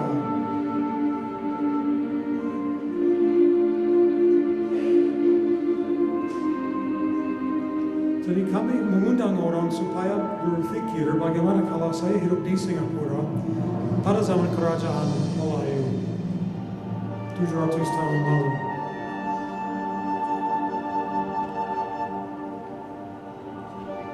Jadi ini bebas, tidak kena bayaran, tidak ada karcis masuk. World of Temasek namanya, satu situs internet. Jadi kalau Anda mau melajahi satu kota, kami berharap bahwa mungkin ada kota yang lain yang juga mau berhubungan dengan Temasek pada abad 14. Kalau ada negara lain yang ingin membuat situsnya mengenai Melaka, kita dapat berkembang supaya dapat mengunjungi Melaka, Temasek, Majapahit, Ujang. Jadi sampai di situ saja, teman-teman sekalian. Saya minta maaf kalau mengambil waktu yang terlalu lama, tapi saya sangat gembira karena dapat mendapat kesempatan berada di sini hari ini dengan Anda. Terima kasih sekali lagi.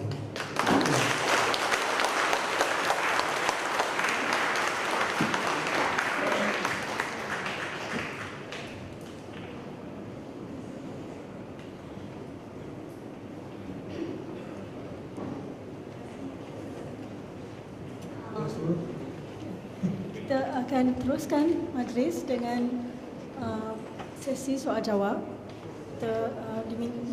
Kita minta peserta yang ingin mengajukan soalan untuk mengumumkan nama dan juga affiliation ataupun institusi yang diwakili, dan soalan tu pendek dan padat. Terima kasih.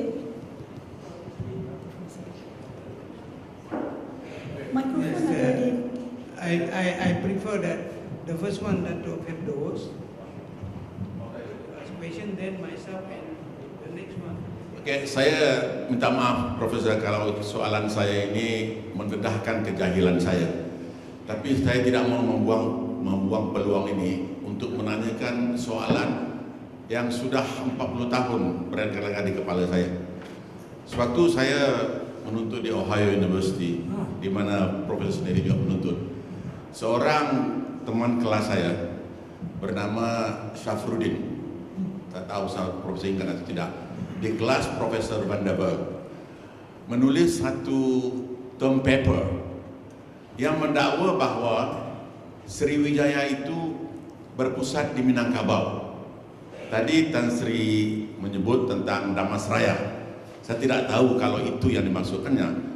Tetapi yang keinginan saya untuk tahu ialah, adakah dalam penelitian Profesor mendapati bahwa kertas kerja bukti-bukti dalam arkeologi yang menyokong tesis yang dikemukakan oleh kawan saya Syafruddin itu kira-kira 40 tahun yang lalu. Itu soalan saya yang pertama. Soalan saya yang kedua yang ada juga kaitannya dengan regional jealousies lah, kalau saya dengan izin, kalau saya menggunakan itu, apa kesimpulan yang boleh kita ambil kalau kita membandingkan peninggalan-peninggalan candi di sekitar Jambi dengan Candi Borobudur dan Mendut di Jawa? Ini barangkali juga seperti saya katakan ada kaitannya dengan regional jealousies among the scholars. Dengan izin. Terima kasih. Terima kasih. Baik, untuk pertanyaan pertama, saya masih ingat, kalau tidak salah, Pak Syarifuddin menjadi guru saya dalam bahasa Melayu. Pak Syarifuddin, yang oh ya, Pak juga, ya, dia orang Minangkabau kalau tidak salah. Jadi dia berasal dari wilayah Minangkabau, dan memang ada, saya pernah berapa kali mengunjungi wilayah Minangkabau, Tanah Datar dan sekitarnya. Memang ada peninggalan yang tua sekali di situ, tapi yang bersifat sisa kerajaan hanya dari abad 14. Memang sebelumnya, jauh sebelum abad 14 sudah ada semacam kebudayaan tinggi di wilayah itu, tetapi tidak ada tanda bahwa mereka langsung berhubungan dengan laut. Tidak ada tanda perdagangan jarak jauh. Jadi menurut hemat saya, orang-orang yang di pedalaman di situ mempunyai satu hubungan erat dengan Sriwijaya. Tapi pusatnya justru di wilayah pinggir sungai Musi. Wilayah Jambi juga penting memang. Candi-candi di Jambi selama ini yang paling tua berasal dari sekitar abad 10-11. Sudah ada tulisan Cina yang menyebut nama Jambi abad ke-7. Tapi peninggalan yang begitu tua belum ditemukan di Jambi sendiri. Tapi penelitian di Jambi sangat minim sampai sekarang, sangat sedikit. Dan jelas di wilayah alam Melayu, biasanya candi dibuat dari bata-bata. Mereka tidak memakai batu. Sedangkan di Jawa Tengah terutama memakai batu.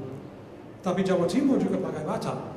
Jadi hanya Jawa Tengah yang memanfaatkan batu bata andesit untuk pembangunan candi. Di daerah lain semuanya pakai batu bata yang lebih kecil, tapi dan juga karena faktor pengawetan atau conservation, batu bata tidak tahan lama, juga dapat menjadi agak rusak setelah 1000 tahun lebih. Jadi keadaan candi-candi di Jambi sekarang agak sukar ditelusuri kembali bagaimana bentuk aslinya. Tapi yang jelas tidak kalah untuk berbandingkan dengan Jawa dan antara Jawa dengan Sumatera pada zaman Melayu itu, gayanya berbeda dan penggunaan bahan baku juga berbeda. Orang-orang Jawa lebih senang membuat beberapa candi besar. Saya kira di wilayah alam Melayu membuat banyak candi yang tersebar luas, bukan hanya berpusat pada 1-2 tempat. Jadi perbedaan kebudayaan dan perbedaan persediaan bahan baku yang dapat menjadi alasan kenapa perbedaan seperti itu. Selanjutnya saya ingin highlight di sini bahawa syarahan yang telah Prof berikan tadi adalah berkaitan dengan archaeology in the Southeast Asia region. Dari pembentangan tadi nampaknya dunia Melayu dan masyarakat Melayu di Asia Tenggara yang bermula dari abad ke-13 telah pun memulai memiliki kapal Melayu yang disebutkan dengan cadek. Kalau saya tak salah, saya pernah baca bahawa dengan bantuan Ottoman Caliph, that the Caliph has supplied the Muslim or the Malay in the Malay world with the military expertise, which make them able to build the army academy in Aceh with the 600 warship. Apa yang menarik di sini, kapal perang Melayu itu dia mempunyai dinding empat lapis. Yeah, to attract, I mean to defend themselves when they are attacking the Portuguese in Malaya. Apa yang tinggal sekarang orang Melayu perahu, canoe. Yeah. So I want to know what is the lesson from your lecture that we can use in the current situation to redevelop our supremacy in the region. Thank you. Oh, very difficult question. I would say, I answer this in English. I say, first of all, I would like to see Malay solidarity more emphasized. I know it's difficult because I remember when Mafalindo was a strong concept, Malaysia, Philippines, Indonesia. And one of the problems has been ever since the colonial period, the division of the different Malayo-Polynesian groups into different kingdoms because of the Spanish, the Dutch, the English, dividing up the various countries. I would hope ASEAN would be even better.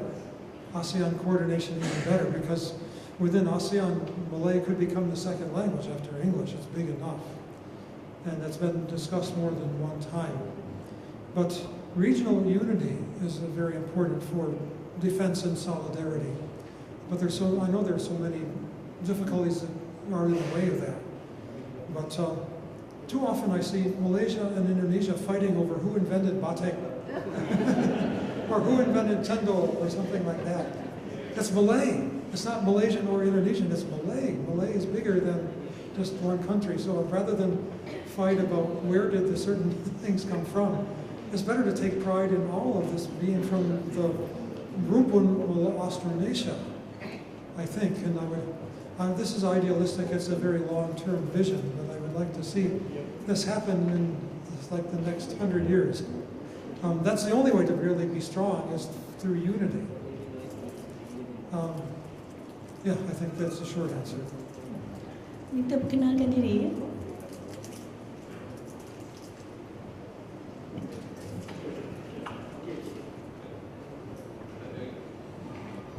Assalamualaikum warahmatullahi wabarakatuh. Selamat pagi. Selamat tengah hari. Shall I address you in English or shall I speak in Malay? Tolong perkenalkan diri. Whichever way. Okay. Nama saya Muhammad Farul Razi. Saya adalah seorang aktivis budaya yang mahu memartabatkan kembali cara pemakaian tradisional Melayu dan nilai-nilai bangsa yang lama. Jadi soalan saya satu adalah tentang bahasa. Walaupun Profesor Miksic lebih pada arkeologi, saya percaya kerana Profesor bisa bercakap dalam bahasa Melayu, tentu ada mengkaji sedikit tentang asal-usul bahasa Melayu dan komponen-komponennya. Satu persoalan yang bermain di kalangan pengkaji adalah kalau Profesor tahu, dalam vocabulary bahasa Melayu masih tersimpan banyak perkataan-perkataan Sanskrit, misalnya syurga, neraka, purnama, segara, buana dan sebagainya. Sedangkan Sanskrit itu dikatakan asalnya bahasa daripada utara India yang dibawa oleh kaum Aryan. Ia adalah bahasa yang dianggap suci dan tinggi di sana, dibawa oleh kasta tinggi, sehingga dikatakan orang-orang bawahan tidak boleh betul-betul malah membaca kitab Sanskrit pun tak boleh. Tetapi di dalam bahasa Melayu dia hidup. perkataan itu masih hidup, sedangkan Sanskrit sudah mati di tempat lain. Jadi di India itu untuk kasta tinggi, tapi di dalam bahasa Melayu itu untuk semua orang. Kenapa itu berlaku? Ya. Kedua, tentang batu bersurat Singapura. Dalam kitab Sulatus Salatin ada disebut bahawa Raja Suran, Raja Suran itu ada yang menyamakan dengan watak Rajendra Chola, tapi itu pun satu pendapat bahawa Raja Suran itu semasa dalam proses penaklukan negara demi negara sampai ke satu hujung tanah, hendak menakluk ke China tapi tak jadi. Kemudian dalam cerita dalam kitab itu menyebut Raja Suran turun ke laut, melihat isi laut. Kemudian bila dia naik balik, dia memesan pada orangnya untuk membuat satu batu bersurat. Dikatakan ada letak harta di bawah batu itu untuk anak cucu akhir zaman. Jadi ada antara kami yang tertanya, apakah itu mungkin batu bersurat daripada Raja Suran? Ketiga, soalan tentang Melaka. Dahulu saya ada membuat acara, saya selalu buat acara sebegini, mengajak orang semua memakai pakaian begini tapi berbincang tentang ilmu dan kajian sejarah. Jadi masa itu saya buat acara di Pagoh di makam Sultan Alauddin Riyad Shah, yang mana ia merupakan satu-satunya makam Sultan Melaka yang masih terpelihara di Malaysia. Jadi salah satu yang saya minta masa itu, ada kawan kami aktivis dinar dirham, boleh tak cari dinar Melaka? Kemudian cari tak ada. Tanya muzium pun tak ada. Tanya muzium Melaka pun tak ada. Ini adalah sesuatu yang pelik, kerana kerajaan Pasai yang sebelum itu masih ada dinarnya. Kerajaan Johor yang mewarisi Melaka ada dinarnya. Malah Portugis di Melaka pun ada dinarnya. Jadi pada kami mustahil kerajaan sebesar Melaka, yang mana sehingga disebut whoever holds Melaka holds the throne of Venice, kan? Tidak ada dinar wang emas Melaka. Apa pendapat Prof? Apa berlaku pada dinar Melaka? Adakah dihilangkan dari jejak sejarah? Adakah dia lebur dan sebagainya? Itu soalan saya. Terima kasih. Assalamualaikum. Terima kasih. Pertama kali mengenai bahasa Sanskerta, dalam cerita Sulatus Salatin mengenai Sri Tribwana. Sri Tribwana waktu pertama kali muncul di atas bukit Seguntang di Palembang, bernama Sang Nila Utama, bahasa Melayu. Kemudian waktu dinobatkan menjadi raja, ganti nama dengan Sri Tribwana, dari Melayu jadi Sanskerta. Kemudian pindah mencari tempat lain untuk mendirikan kerajaan dan mendirikan negara. Datang ke Temasek, menemukan sejenis binatang ajaib yang kemudian mereka anggap sebagai singa, dan kemudian mengganti nama Temasek jadi Singapura. Kemudian sekali lagi dari bahasa Melayu menjadi Sanskerta. Ini seperti melambangkan usaha orang Melayu untuk masuk dalam dunia yang lebih luas dari rumpun Melayu. Mereka mau berkomunikasi dengan seluruh orang di Asia Tenggara dan mungkin Samudra India juga. Jadi mereka mau memakai bahasa internasional. Jadi semacam tanda bahawa mereka sadar bahawa untuk berkomunikasi dan untuk berjaya menjadi lebih makmur dan sebagainya, mereka harus memakai bahasa internasional. Sanskerta dianggap sebagai bahasa antarabangsa. Seperti sekarang, orang Melayu selalu peka, sensitif terhadap potensial dari perkembangan lain. Mereka selalu siap untuk belajar dan mempelajari bahasa yang lain, adat yang lain dan sebagainya. Ini salah satu bidang dari sifat keterbukaan budaya Melayu sejak dulu. Salah satu sifat utama kebudayaan Melayu, keterbukaan. Mengenai batu bersurat Singapura, memang disebutkan bahawa setelah Raja Sulan kembali dari laut, dari negara bahar, negara bawah laut, kemudian disuruh semua tukangnya menulis di atas batu dalam bahasa Hindustan, katanya, sebagai tanda penjelajahannya di bawah laut. Saya yakin bahawa itu juga sama dengan batu yang dilemparkan oleh Badang dari Bukit Singapura dalam waktu pertandingan dengan orang jago dari Jawa. Dia melemparkan batu dari Bukit Singapura, dari Bukit Larangan sampai Tanjung Singapura di Kuala Singapura. Batu yang sama saya kira.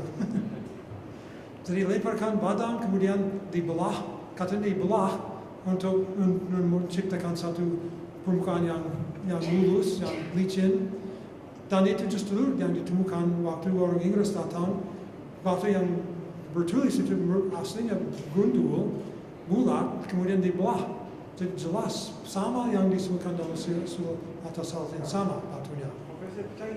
Percaya. Jelas sama. Mirip sekali, jadi serupa. Lalu mengenai makam di Pago, saya pernah ke sana, makam Alauddin. Dan saya yakin bahwa di Melaka memang ada mata uang sendiri. Dan memang saya kira dirham dari emas juga sangat besar kemungkinan pernah ada.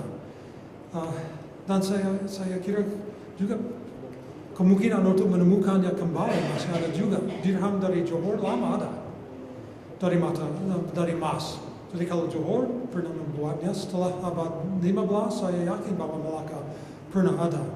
Dan saya sangat berharap nanti akan diketemukan, apalagi di bawah laut misalnya. Kalau arkeologi bawah laut sekitar Selat Melaka dapat dilakukan, di situ terdapat salah satu kesempatan besar untuk menemukan kembali dirham emas. Saya yakin sekali ada, dan saya sangat berharap masih akan ditemukan dan tidak akan dileburkan dan dijual seperti sering terjadi dengan perhiasan emas zaman dulu. Kita jemput lagi soalan-soalan, ada masa lagi. Ya, silakan. Terima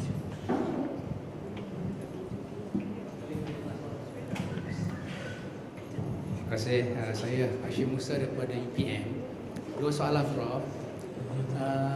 Lydia Schaeffer telah menyebut bahawa memetik satu petikan daripada tulisan Cina abad ketiga itulah, bahawa kapal daripada kawasan Kantong Li yang disebut oleh Kantong Li, ya, sampai ke sana jongnya begitu besar, dan dia percaya bahawa perkataan jong itu bukan Cina, dia asal daripada Jawa ataupun Melayu, dan pada masa itu Cina belum ada lagi jong. Jadi kemungkinan besar bahawa jong Cina itu ditiru daripada jong Melayu, dan jong memang besar, 800 orang boleh melayani. Itu soalan. Yang kedua, tadi disebut tentang Singapura itu sebagai satu wilayah, ada istananya Melaka.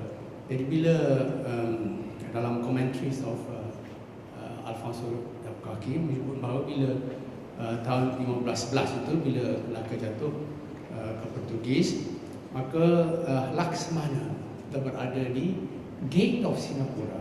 Gate of Singapura. Soalannya adalah, apakah itu Laksamana Hang Tuah, umurnya 80 tahun, dan apakah makna Gate of Singapura itu? Dia ada kapal daripada Rokiu sampai ke sana, 2 buah kapal untuk pergi ke Melaka, tapi dengan nasihat Laksamana mereka tak sampai ke sana. Jadi soalan saya, siapa Laksamana itu? Yang kedua adalah, apa makna Gate of Singapura itu? Terima kasih. Terima kasih banyak. Jadi pertama kali mengenai istilah jong, memang sudah ada seorang pakar Prancis yang telah menulis period Mongan, di mana di BFO, Dr. Go, do you remember where did Mongan write the thing on Zong? Saya lupa juga, BFO, tapi saya dapat mengirim. Dia sudah menulis bahwa istilah itu memang jelas berasal dari bahasa Austronesia, bukan Cina. Itu kemudian diambil alih oleh orang-orang Cina. Banyak sekali ya perkataan yang berhubungan dengan laut, dari bahasa Melayu yang pengaruh bahasa Cina, bahasa Kambodia, bahasa India, Tamil juga. Jadi bukan hanya pengaruh dari luar yang masuk, pengaruh Melayu juga meluas sampai Cina, sampai India. Istilah untuk kapal di India diambil dari Melayu, bahasa Melayu. Istilah emas dan perak masuk bahasa Kambodia. Jadi pengaruh Melayu banyak sekali. Contohnya jong juga sudah ditulis Gary Mongan mungkin 10-15 tahun lalu. Dia memberi banyak sebab kenapa itu memang harus dianggap betul. Kemudian mengenai Laksamana tahun 1511 dan pintu Singapura, saya yakin juga bahwa hal yang ditulis oleh orang Jepun dalam Ryukyu di mana Laksamana tidak memberi namanya, hanya gelarnya, jabatannya. Tapi sangat mirip sekali. Dia dapat menulis surat atas nama Raja Sultan Malaka. Itu jelas dia punya martabat yang tinggi sekali dalam masyarakat Melaku pada waktu itu. Dan bahwa dia berada di pintu Singapura, pintu biasanya berarti selat masuk. Jadi waktu itu batu belayar, saya kira yang kemudian dihancurkan Inggris juga. Tapi namanya dulu batu berlayar pada bagian barat masuk ke yang sekarang namanya Keppel Harbor. Dulu ada batu yang tinggi yang disebut oleh orang Cina sebagai gigi naga, longnya. Jadi pintu masuk ke barat dari Singapura, pelabuhan Singapura ke barat dinamakan dalam bahasa Cina Longyaman, Dragon's Tooth Gate. Saya kira orang Melayu berbatu belayar, pintu batu belayar, pintu Singapura. Itu di antara pulau Sentosa atau belakang mati namanya dulu, dengan tanjung yang dulu disebut tanjung batu belayar. Jadi saya yakin sebab di situ pelabuhan yang paling besar, paling memungkinkan untuk berlabuh mungkin 30-40 buah kapal dengan yang 3 masing-masing. Katanya Singapura masih mempunyai kapal yang banyak. Dan menurut orang Portugis juga, wilayah Singapura bukan pangkalan kekuatan orang-orang Melaka. Jadi orang Portugis agak mudah menyerang Melaka sebab pangkalan lautnya di Singapura bukan di Melaka. Nah, Profesor saya sendiri, Oliver Walters, menulis apakah mungkin orang Portugis dapat menaklukkan Melaka kalau pusatnya bukan di Melaka, tapi di Singapura. Lebih kuat, jauh lebih kuat kalau pusatnya tetap di Singapura. Dari segi pertahanannya, pertahanan dari segi laut.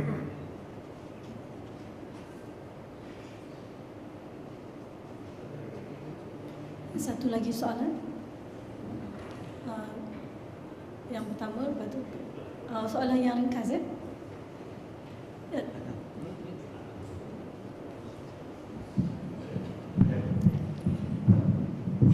Assalamualaikum, selamat tengah hari semua. Prof, saya ada dua persoalan ataupun satu persoalan dan satu lagi adalah pendapat ataupun nasihat. Nama saya Jamali, saya daripada Persatuan Patriot Malaysia ataupun lebih dikenali sebagai The Patriots. Soalan pertama saya adalah it's about re-engineering and rewriting history. Baru-baru ini saya ke sebuah kedai buku dan saya cuba untuk mencari sebuah buku tentang Southeast Asia. Jadi saya jumpa satu buku namanya A Short History of Southeast Asia yang diterbitkan di Singapura, dan apa yang saya dapati daripada buku ini adalah sepertinya sejarah ketamadunan awal Singapura Purba ataupun Temasek itu hilang sama sekali. Dan baru-baru ini saya ke Universiti Malaya juga di dalam sebuah forum. Di sana juga dikeluarkan orang kata message yang menyatakan bahawa sejarah yang divisif perlu diubah. Jadi pada saya kita harus menyantuni sejarah as it is. We can't change history. Saya nak tanya pendapat itu yang pertama. Dan yang keduanya adalah saya rasa kita mengkaji sejarah banyak di dalam naratif ataupun connotation Barat, di mana ataupun definisi ataupun cara mereka menyantuni sejarah, dan saya rasa sejarah daripada aspek mereka banyak dengan white man's burden, and the Malays doesn't have this. We don't have white man's burden. Jadi mungkin Prof boleh beri nasihat bagaimana untuk menyantuni sejarah ataupun mengangkat sejarah ini sendiri. Terima kasih. Kita dengar satu lagi soalan daripada pelajar UIA dan seterusnya kita Datuk Tan Sri sendiri ada soalan dan we will wrap up the session. One quick. Okay, Bismillahirrahmanirrahim. Assalamualaikum warahmatullahi wabarakatuh dan selamat tengah hari 2012. Profesor, minta maaf nak ganggu. Saya ada satu soalan nak tanya. Tadi Profesor disebutkan tentang bagaimana tentang satu tamadun Angkor Wat, dia dan Profesor bandingkan tamadun itu dengan peradaban itu dengan peradaban di Mesir. Mana boleh jadi satu civilization itu ada tanpa wujudnya bandar-bandar yang besar dan sebagainya. Dia ada satu monumen yang besar tapi bandar-bandarnya tak ada. Dan ada juga satu peradaban yang bandar-bandarnya banyak tetapi monumennya monumen yang Soalan? tidak tu. Jadi persoalannya ialah maaf saya. Soalannya ialah ada satu kajian daripada di Australia oleh arkeologis Dr. Damien Evans dan menggunakan teknologi baru iaitu teknologi laser pointed ke bumi, LIDAR, LIDAR daripada teknologi RS. Bila mereka membuat mereka scan the Angkor Wat surface, and then they found that there are hidden cities, hidden mega cities in the jungle of Angkor Wat, and the size of the cities is lebih kurang sama dengan besar bandar Phnom Penh sekarang. Jadi adakah sebenarnya boleh jadi sebenarnya di Angkor Wat, bukan di Angkor Wat, di Lembah Bujang ataupun di peradaban di Mesir itu sendiri, sebenarnya di sekitarnya ada hidden cities tetapi kita masih tak jumpa sebab kita baru lagi nak berkenalan dengan new technologies yang kita ada sekarang. Terima kasih. Silakan Tan Sri bagi jawab. Okay, singkat saja. Rewriting history, memang kita selalu menulis kembali sejarah. Sejak angkatan baru akan pasti menulis sejarahnya sendiri. Sebab apa yang dianggap penting, mustahak oleh generasi yang satu, angkatan yang satu, pasti akan berbeda dengan anggapan apa yang penting oleh generasi berikutnya. Jadi sifat-sifat yang digarisbawahi, yang ditekankan oleh generasi satu akan berubah generasi yang akan datang. Misalnya mengenai sejarah Melayu, Sulata Salatin dan sebagainya. Generasi pertama seperti Raffles menganggap bahwa silsilah itu dapat diterima secara harfiah langsung tanpa perubahan. Kemudian generasi berikutnya menemukan berbagai versi dari Sulata Salatin yang saling berbeda. Versi Raffles berbeda dengan versi Shalaber. Hang Tua menjadi orang Bugis zaman Shalaber. Jadi jelas ada faktor yang membedakan antara sudut pandang generasi masing-masing. Jadi setiap angkatan akan menekankan jenis pengetahuan dan sumber yang lain. Kalau sekarang kita kembali kepada pendapat yang asli bahwa Sulata Salatin dan sejarah lain yang seperti itu memang penting bukan sebagai naratif tapi sebagai struktur. Struktur sejarah dapat diketahui dari chronicles, dari sumber-sumber asli seperti silsilah Sulata Salatin, bukan naratif, bukan kapan orang itu menjadi raja, kapan terjadi peperangan di situ. Pertanggalan tidak penting. Yang penting struktur dari sejarah jangka panjang. Lalu mengenai Southeast Asian perspektif, ya memang jelas itu sama berkaitan erat dengan perubahan pandangan mengenai penggunaan sumber-sumber tertentu. Di semua negara di dunia, bukan hanya Asia Tenggara, di Eropa juga terdapat yang bisa disebut babak atau chronicles dan sebagainya yang telah ditulis berapa ratus tahun setelah kejadian yang digambarkan dan seringkali tidak langsung berhubungan dengan kenyataan kejadian yang telah terjadi 200-500 tahun sebelumnya, tetapi mewakili sudut pandang dari manusia yang telah menulis. Misalnya dia menulis mengenai Singapura Tun Sri Lanang pada 1612 di Batu Sawar. Dia tidak tahu mengenai semua selok belok apa yang terjadi di Singapura 400 tahun sebelum dia hidup. Tetapi yang penting bagi kita dapat menarik kembali pengetahuan bagaimana orang Johor yang merupakan keturunan Melaka merasa dan memandang Singapura dalam sejarah mereka. Kita tidak dapat tahu bahwa nama raja pertama adalah Sri Tribhuwana misalnya, tidak mungkin. Tapi bahwa orang Johor pada tahun 1612 beranggapan bahwa raja pertama di Singapura berasal dari Palembang, itu yang penting. Jadi masing-masing generasi akan merubah sejarah mereka. Dan dari Southeast Asian perspektif dapat dilihat dari situ. Dari sudut pandang orang yang menulis sejarah zaman dulu, sejarawan. Lalu mengenai LIDAR, memang saya juga terlibat dalam proyek itu sebab sampai tahun 2015 saya masih giat bekerja di Kamboja. yang terlihat dari LiDAR itu memang adalah banyak sekali sisa dari perubahan permukaan tanah. Ada banyak gundukan tanah misalnya di salah satu kawasan di dalam Angkor Wat, di dalam temboknya. Tapi setelah diselidiki digali, 2 tahun yang lalu terdapat sedikit sekali sisa kehidupan. Jadi memang ada semacam gundukan, banyak gundukan tanah yang dipisahkan oleh semacam saluran atau parit di antaranya. Tapi fungsinya apa? Tidak. Ya, memang Damien Evans, saya menjadi pengujinya waktu dia membuat PhD-nya. Dan dia sangat malu sebenarnya sebab dia dicatat sebagai memakai istilah kota tertutup. Dia sebenarnya tidak senang dengan istilah itu sendiri. Jadi tapi dipakai oleh media massa, oleh surat kabar. tapi dia tidak setuju, tapi sudah kewalahan sudah terjadi, terlambat, tidak dapat ditarik kembali. Jadi memang ada gejala yang besar sekali, gejala-gejala tertentu dari perubahan permukaan tanah, tapi umurnya tidak diketahui.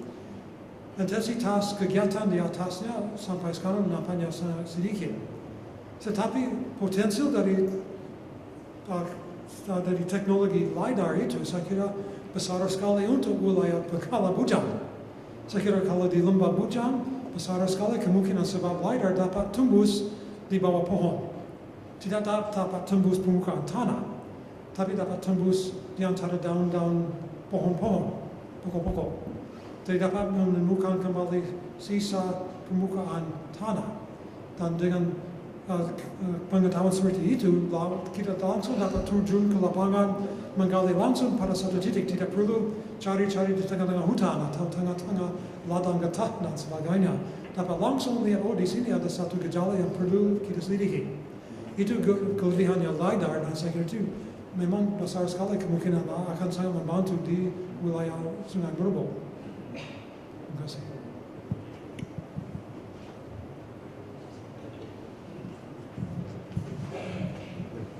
Kita ucap terima kasih kepada Profesor sebab menerangkan pandangan beliau dan juga pendiriannya.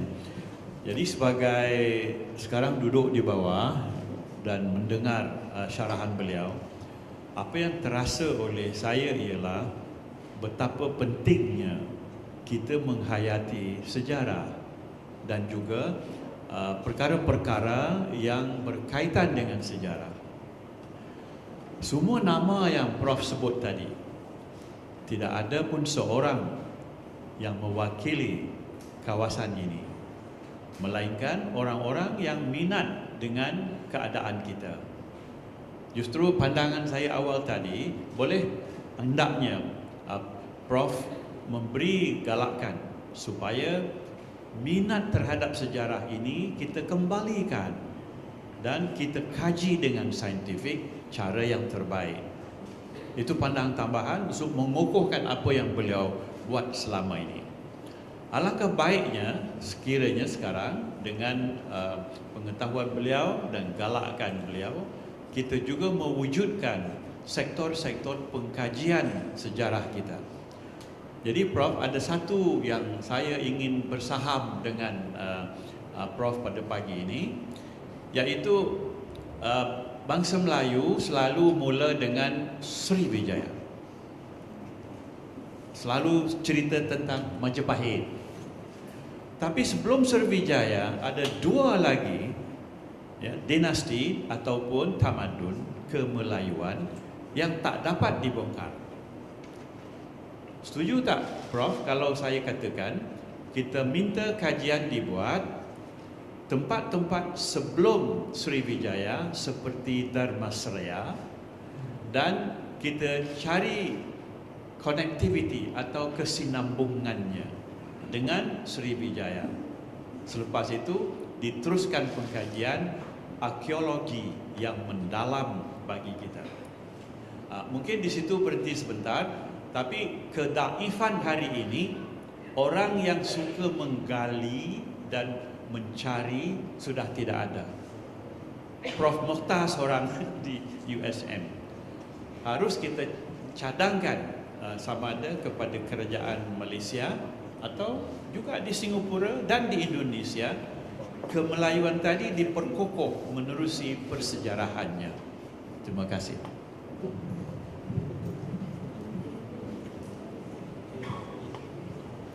Any response?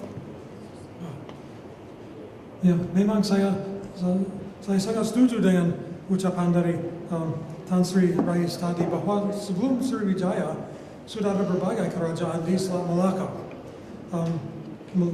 Melayu Jambi sudah disebut sekitar 50 tahun dalam sumber Cina sebelum Sriwijaya. Sebelumnya waktu abad ketiga, waktu ada 2 utusan yang dari Cina pergi ke Funan, Kantai dan Chuying, mereka menyebut mengenai Goying, mengenai Gontoli, ada beberapa situs yang mungkin dapat dikaitkan dengan situs yang juga dicatat dalam sumber Claudius Ptolemaeus itu di sekitar Selat Melaka, tapi lokasi yang tepat belum bisa kita menentukan. Tapi baru dalam beberapa tahun belakangan ini ditemukan beberapa situs di sekitar muara Sungai Musi, air Sugihan misalnya, daerah transmigrasi Jawa, kemudian sudah mulai dibuka untuk pemukiman baru orang Jawa, menemukan sisa dari zaman sebelum Sriwijaya, mungkin sezaman dengan Funan, abad kedua, ketiga. Memang banyak sekali sudah hilang karena jauh dari pusat, dari Palembang, sehingga sudah diketahui para arkeolog sudah banyak yang diambil manik-manik kecil misalnya, sudah banyak digemari orang yang mudah sekali dijual. Tapi saya yakin di wilayah Jambi, mungkin di sekitar Solok Sipin, di mana pernah ditemukan prasasti yang bertanggal 1064 Masehi, lebih jauh ke pedalaman, atau mungkin lebih dekat dengan muara Sungai Batanghari juga. Soalnya di seluruh pulau Sumatera tidak ada satu universiti yang menawarkan arkeologi sebagai mata pelajaran. Seluruh Sumatera tidak ada. Yang seluruh Indonesia hanya 4. 2 di Jawa, 1 di Bali, 1 di Sulawesi. Agama Islam negeri Araniri di Aceh ingin membuka satu jurusan arkeologi di sana. Saya pernah ke sana memberi kuliah. Sekarang di Aceh tidak pernah dikaji dari segi arkeologinya sebab selalu memberontak terhadap orang Belanda, terhadap Jakarta. Baru-baru ini setelah terjadi gelombang pasang besar itu, akhirnya jadi damai. Dan jelas pantai utara Aceh itu penuh sekali, mungkin jadi satu gudang peninggalan kota-kota kuno. Sering disebut oleh orang Arab, orang Persia dan sebagainya. Mungkin saja di sana juga banyak sekali kota-kota kuno, bandar dan sebagainya. Orang Arab yang terbanyak justru menetap di pantai barat Sumatera, di Barus. Barus banyak sekali peninggalan dari Teluk Persia, kemudian dari Laut Merah, tapi Teluk Persia lebih tua, sampai abad 10, kemudian abad 11-12 lebih banyak dari Laut Merah yang datang ke Barus. Baru ada sedikit penelitian di Barus, dan tidak ada penelitian sama sekali di Aceh. Pernah saya ke Aceh dengan Pak Hasan Ambari, yang dulu jadi ketua dari Pusat Penelitian Arkeologi Nasional Indonesia, khusus hanya bidang arkeologi Islam. Tapi kami tidak berani melakukan penelitian waktu itu, tahun 1950-an atau 1980-an, masih terlalu banyak gerakan Aceh Merdeka. Tapi sekarang saya yakin dengan ada sedikit, mungkin bantuan dari luar negeri, kalau mereka masih kekurangan sekali pakar arkeologi di Aceh. Mungkin melalui IAIN, Agama Islam Negeri Araniri, mereka punya keinginan untuk mendirikan arkeologi. Mungkin akan menjadi pusat penelitian arkeologi pertama di Pulau Sumatera. Jadi ceritanya masih panjang sekali dan yang ditulis sampai sekarang hanya mungkin 1-2 halaman. Terima kasih Profesor Miksic.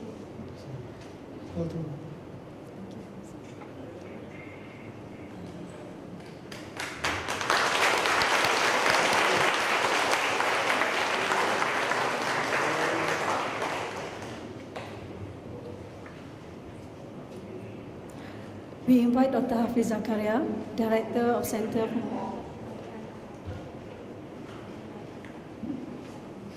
We let Prof. Miksic have a seat after a very long talk, standing.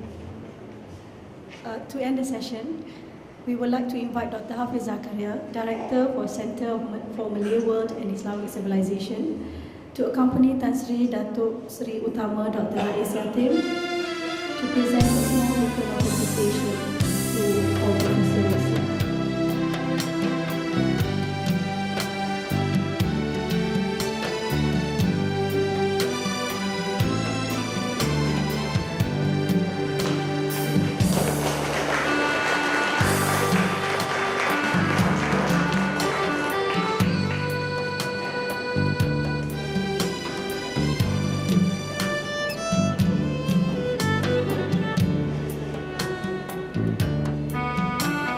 Thank you, Tan Sri. Dr. Hafiz.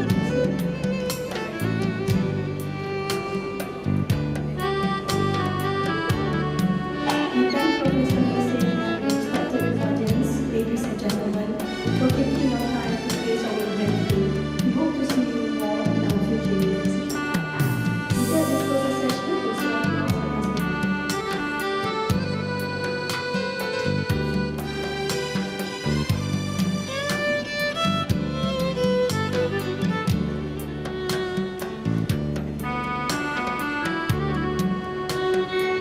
Lunch is served, but before that, a quick photo session just to remember the event before we proceed with the event.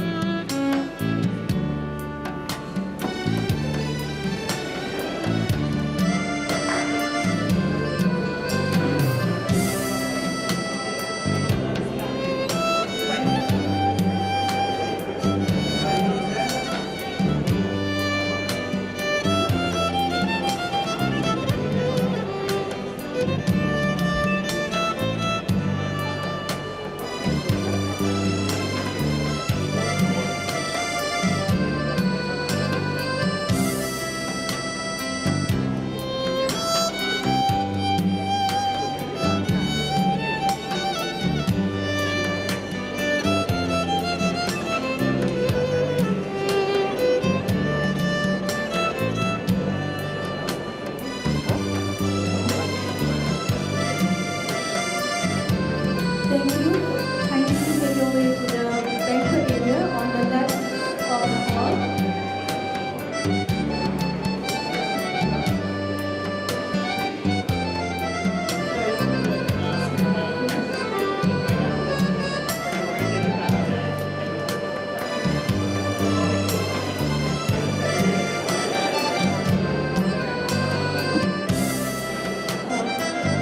Majlis makan tengah